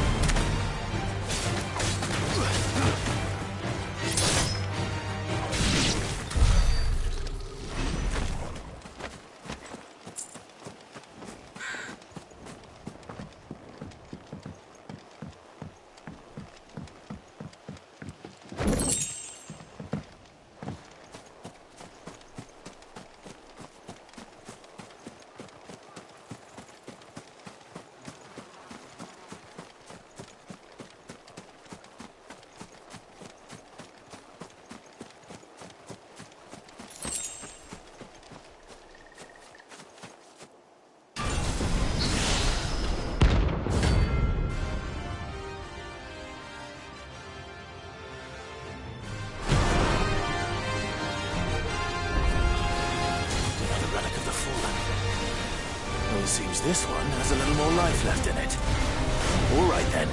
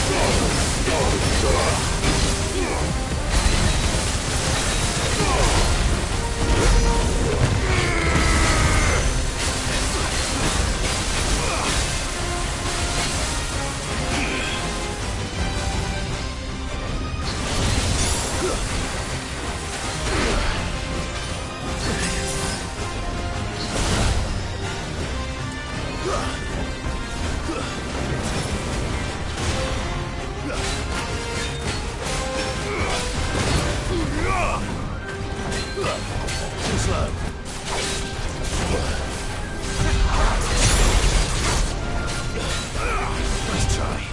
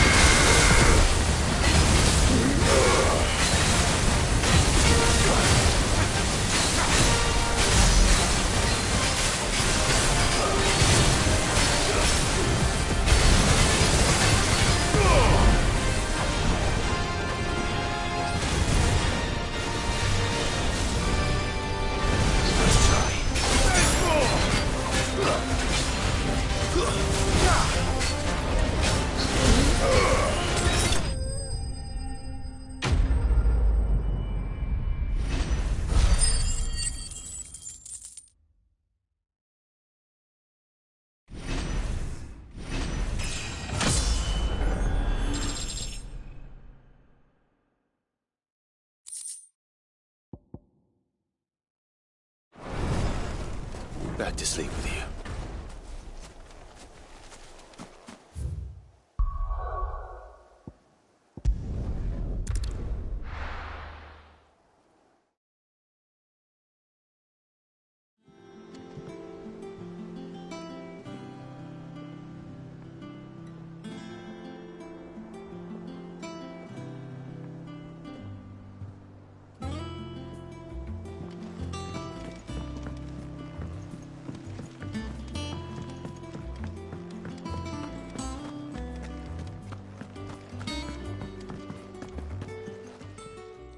Is it business? Or...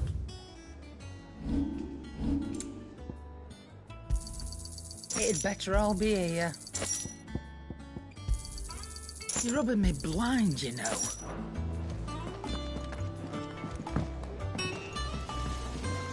Clive. Not saying forwarding, do you? Should last you a good while.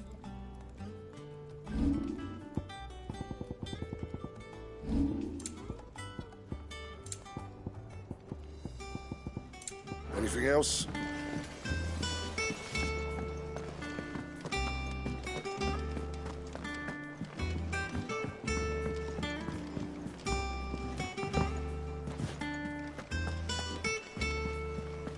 Is that the thing Toes helped to build? Mid told me she was building a ship.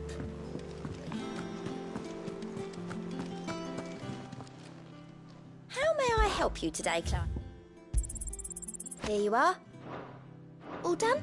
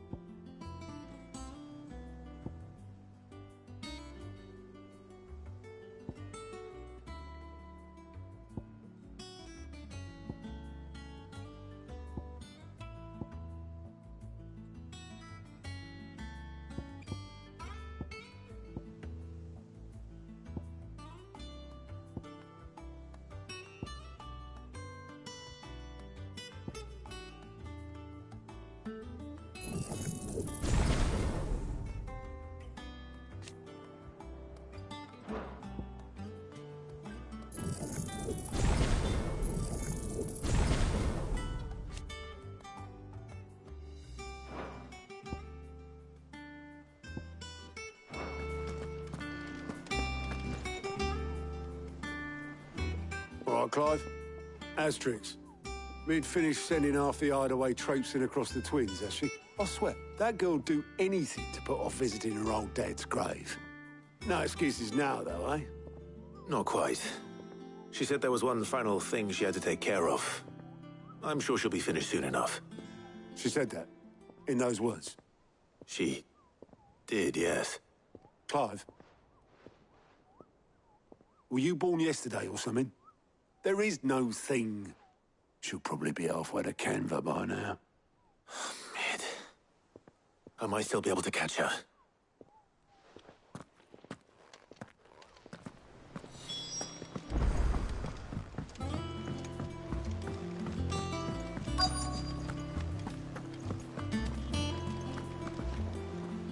Oboleth, have you seen Mid?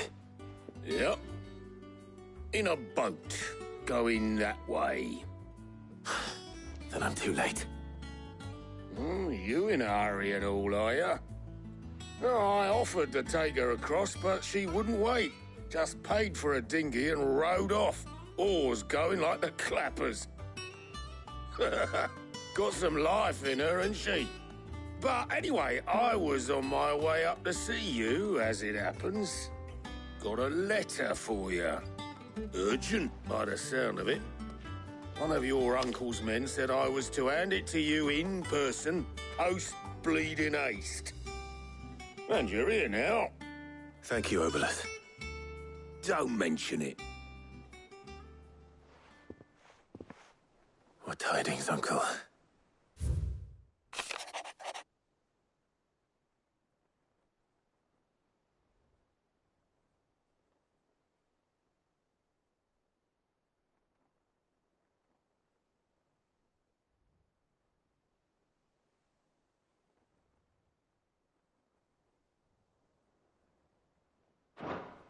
Trouble in Canva. Well, I'll need someone to keep an eye on Mid.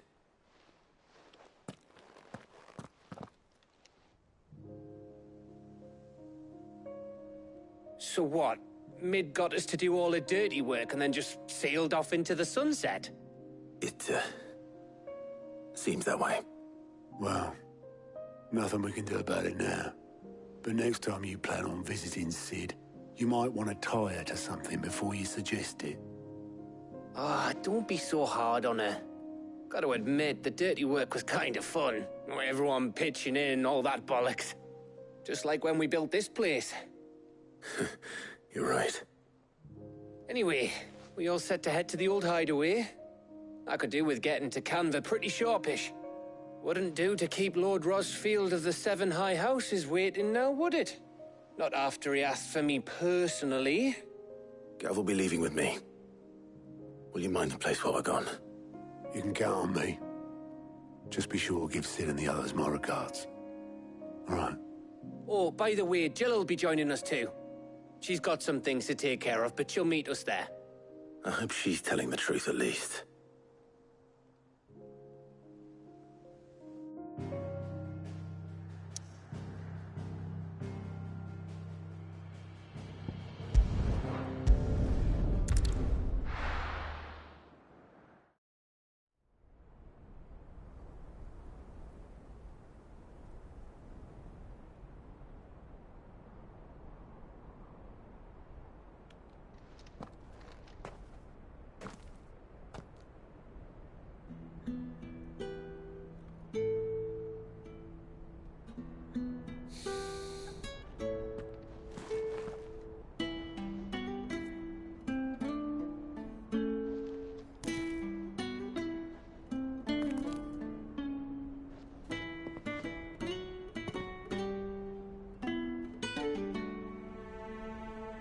Well, Sid, I remember what you told me. That if no one is listening to what you have to say, you may as well not say it.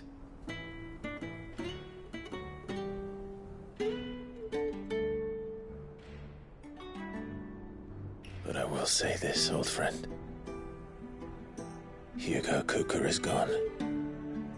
His shadow looms over us no longer.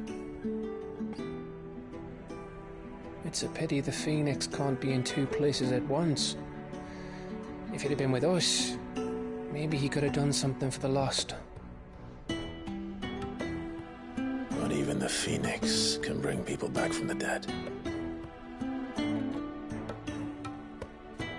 Life has a beginning and an end. So we must live while we have the chance. And not as slaves to the crystals, but as free men. May we join you?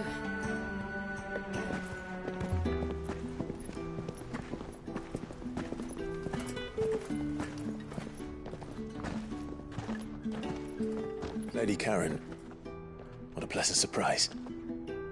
I thought I'd drop by and see how you were all doing before heading off to restock my supplies.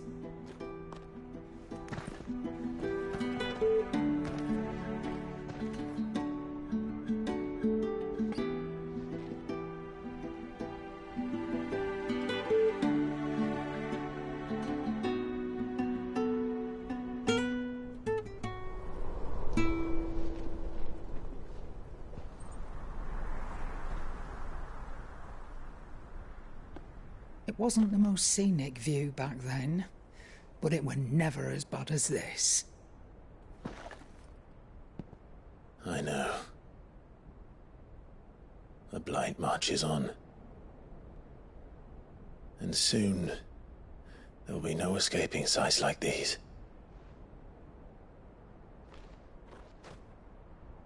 So our mission remains unchanged. We cannot stop until every Mother Crystal is gone, and their thirst for ether with them. The only one that remains in Storm is Drake's Tail in the Crystalline Dominion. Our next target. We're going to Twinside. It's the capital of the Empire these days.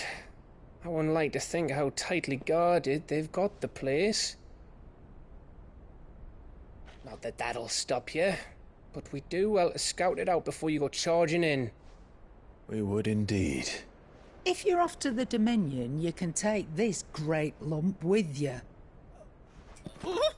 Goods. Oh, I am sorry. Have you forgotten you're the most wanted man in the Twins? I thought you might like to disguise yourselves as the attendants of a travelling trader, assuming you've no better ideas. You wanted to buy yourself some tools, didn't you? Well, now's your chance. You're letting me go? With them? Oh, thanks, Nan! Stop that! You'll break me bones, you great galoot!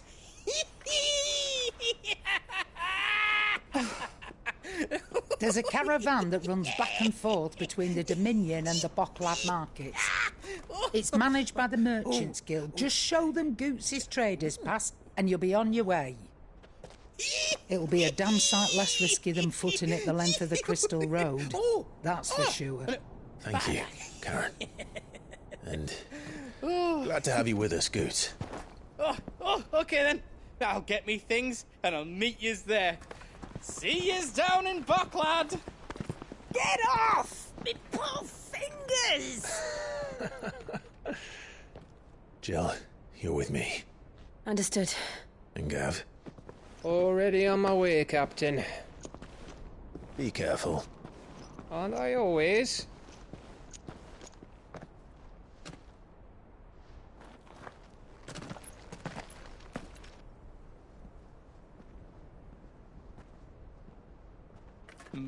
Do you see that, Sid?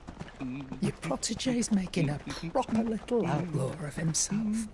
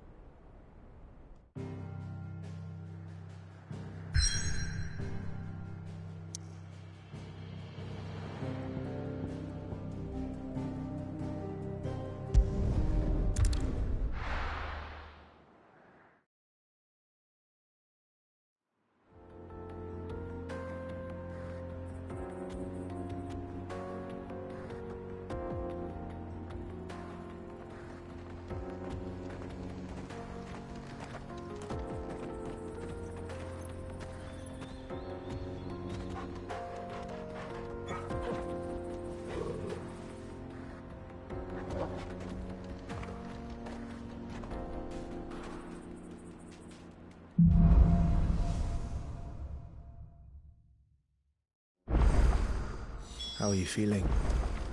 Better. Thanks to Taya. I'm glad to hear it. And Torgal helped too. Didn't you, boy?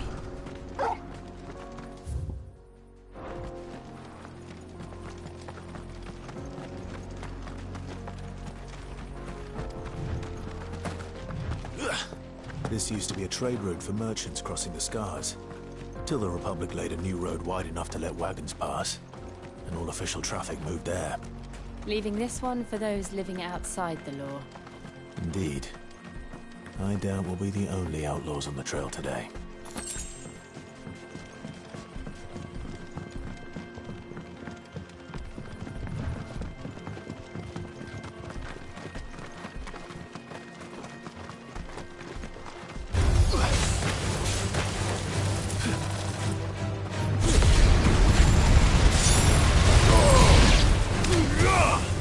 Farewell.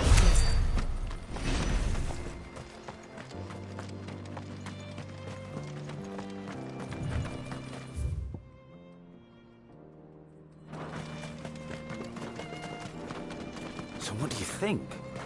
That we'd be Really? It's as bad as that? Oh, aye. There's trouble up ahead. And too much of it for us to handle. I take it there's danger on the road. Oh, what about this fearsome-looking fellow? You think he'd be equal to the task? Well, no doubt. Assuming he's willing to hear us out. Well met, friend. My brother and I have been tasked with finding a merchant's missing cart. You seen it by any chance? How does a merchant misplace his cart? Oh, the man's a coward. When he thought goblins might come a-snarling, he ran, leaving his livelihood abandoned in the pass. He sent the two of us to fetch it, but it's gone. Now, I'm not much of a thinker, but I know the work of thieves when I see it. My brother's right on all accounts. And by my estimation, the bastards are lying in wait just down the road. We may have seen our share of action, true, but we've not got the skill in arms to boldly brave an ambush. You, however, have the look of a man who needn't fear a band of backwater ruffians. What do you say? Will you help us out? Chances are they'll come for you either way. But if you promise to lend us a hand, at least you'll pocket a reward for your troubles. Well, if I'm going to have to deal with them anyway. You've clearly got a fine head on those broad shoulders. We're lucky you came along. Now, hoping to make a heavy purse in Boklad, our merchant friend loaded his cart with as much as it would carry. Reckon he won't be forking over the rest of our fee if we don't find those goods. So, while you're seeing to those bandits, you keep your eyes open. All right. Just don't expect me to drag the cart out of there myself. No. You can leave the cart to us. You just put an end to those bandits and point us in the right direction. You do that, we'll take care of the rest.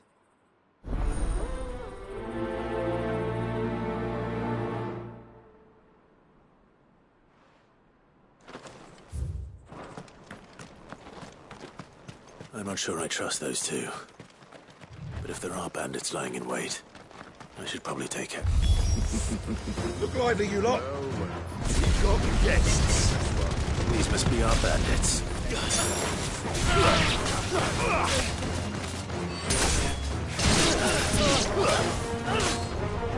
Nice try. Nice more!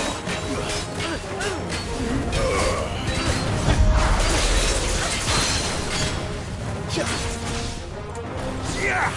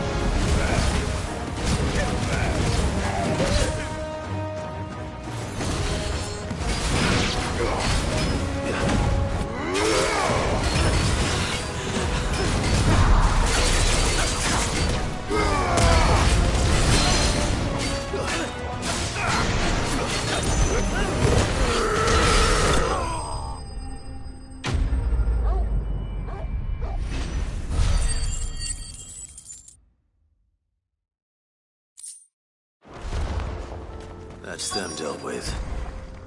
Now, where's that cart?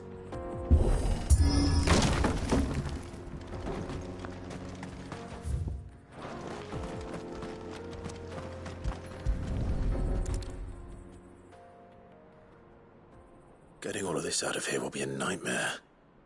Seems we've found ourselves the right man for the job, wouldn't you say? Found the cart and didn't leave a single bastard breathing. Our merchant friend will be delighted. Be getting his goods out of here. You leave that to us. After all, it'd be wrong to make such a fine warrior haul cabbages to market. You've done your part. And that's all you need to worry about. Here.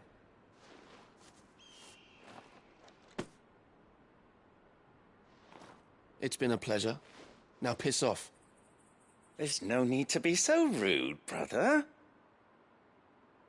What if we want his help again next time?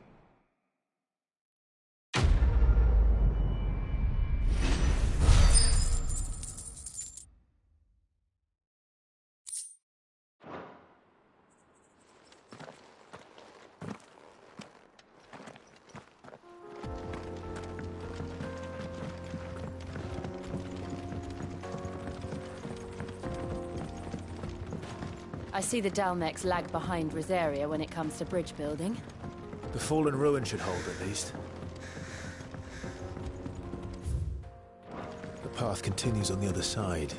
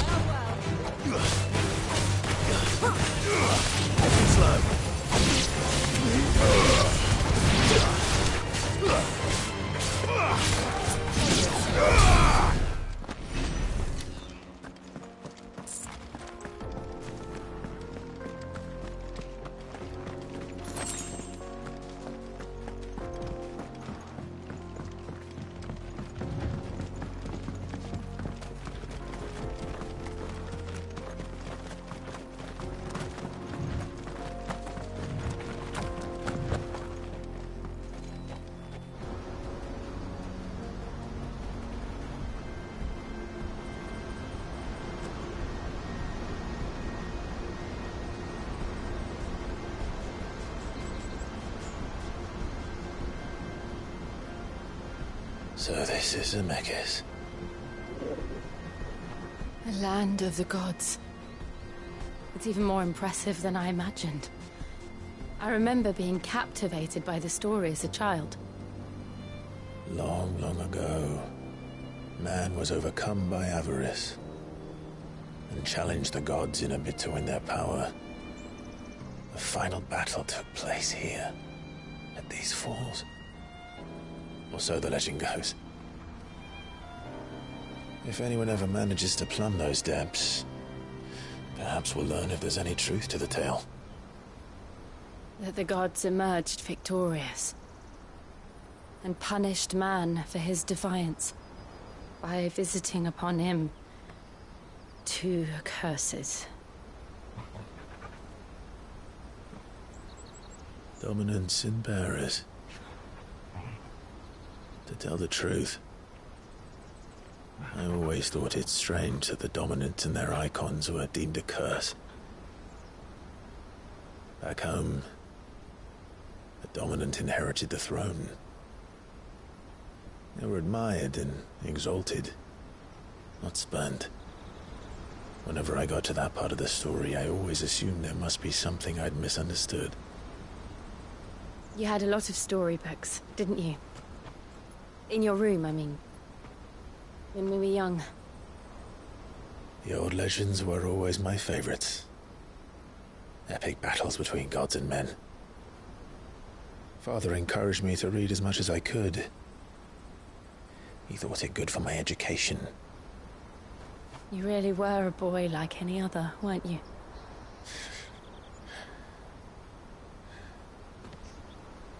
Just look at this place. It's enough to make you believe the legends are true. I know.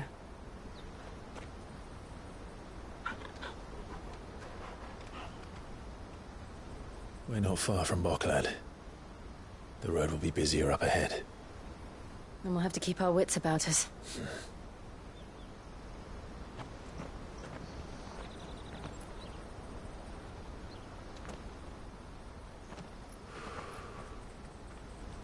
Clive? Something wrong? Nothing. It's nothing.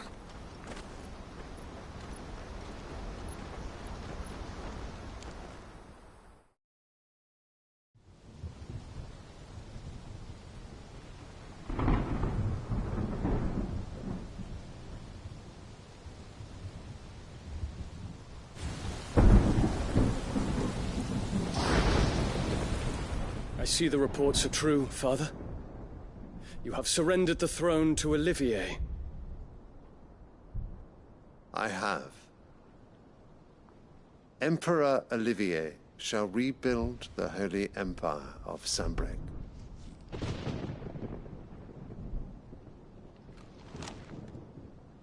How is he to rule an empire? He is but a boy. I shall advise him until he comes of age. Father, please. Or for as long as I am able. The empire we seek to build needs young blood to rule it, and I can think of none better suited to the task.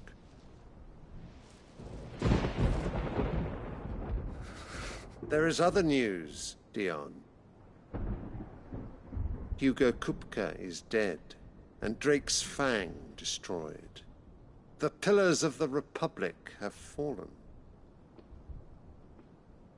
Ere long, the Imperial banner shall fly over every city in Storm. And then, Valisthea. All shall bow before their Emperor. Father, these are the words of a tyrant. They are the words of a god. The Emperor whom I gladly serve. Great Greeker, made flesh.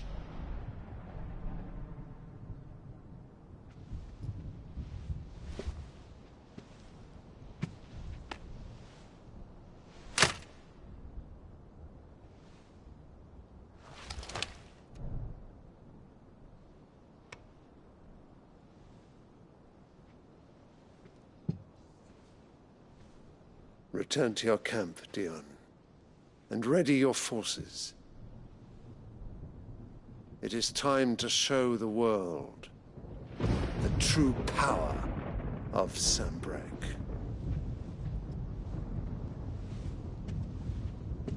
Father. I find you much changed. Is this truly the path you wish to tread? Or are these the ambitions of another? Of Ultima, perhaps? What nonsense is this? I speak my mind, and my mind only. Though I do owe Annabella thanks for reminding me of certain truths regarding the nature of nations, of rulers, and of the divine. You would trust the words of this traitress? She betrayed her country. She slew her husband. You have ever been an invaluable servant to Sambrec, Prince Dion. I trust you will continue to serve your Emperor in the wars to come. The canker! Silence! Insolent wretch! You will bend the knee. All else is heresy. Sire, Forgive me. This audience is over. Come, your radiance. The Rowena Syndicate awaits your pleasure. Oh, not another meeting with silly old men. They're so boring. I'm hungry, Father. Can't we have luncheon instead?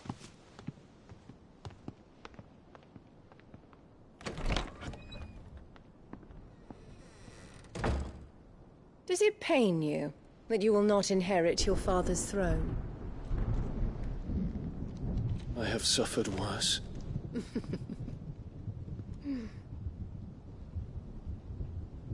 Count your blessings, Dion. For a base-born child to be chosen by Bahamut is miracle enough. You have risen high on his wings, but you shall rise no higher, lest your impure blood stain the throne. What do you know of my blood?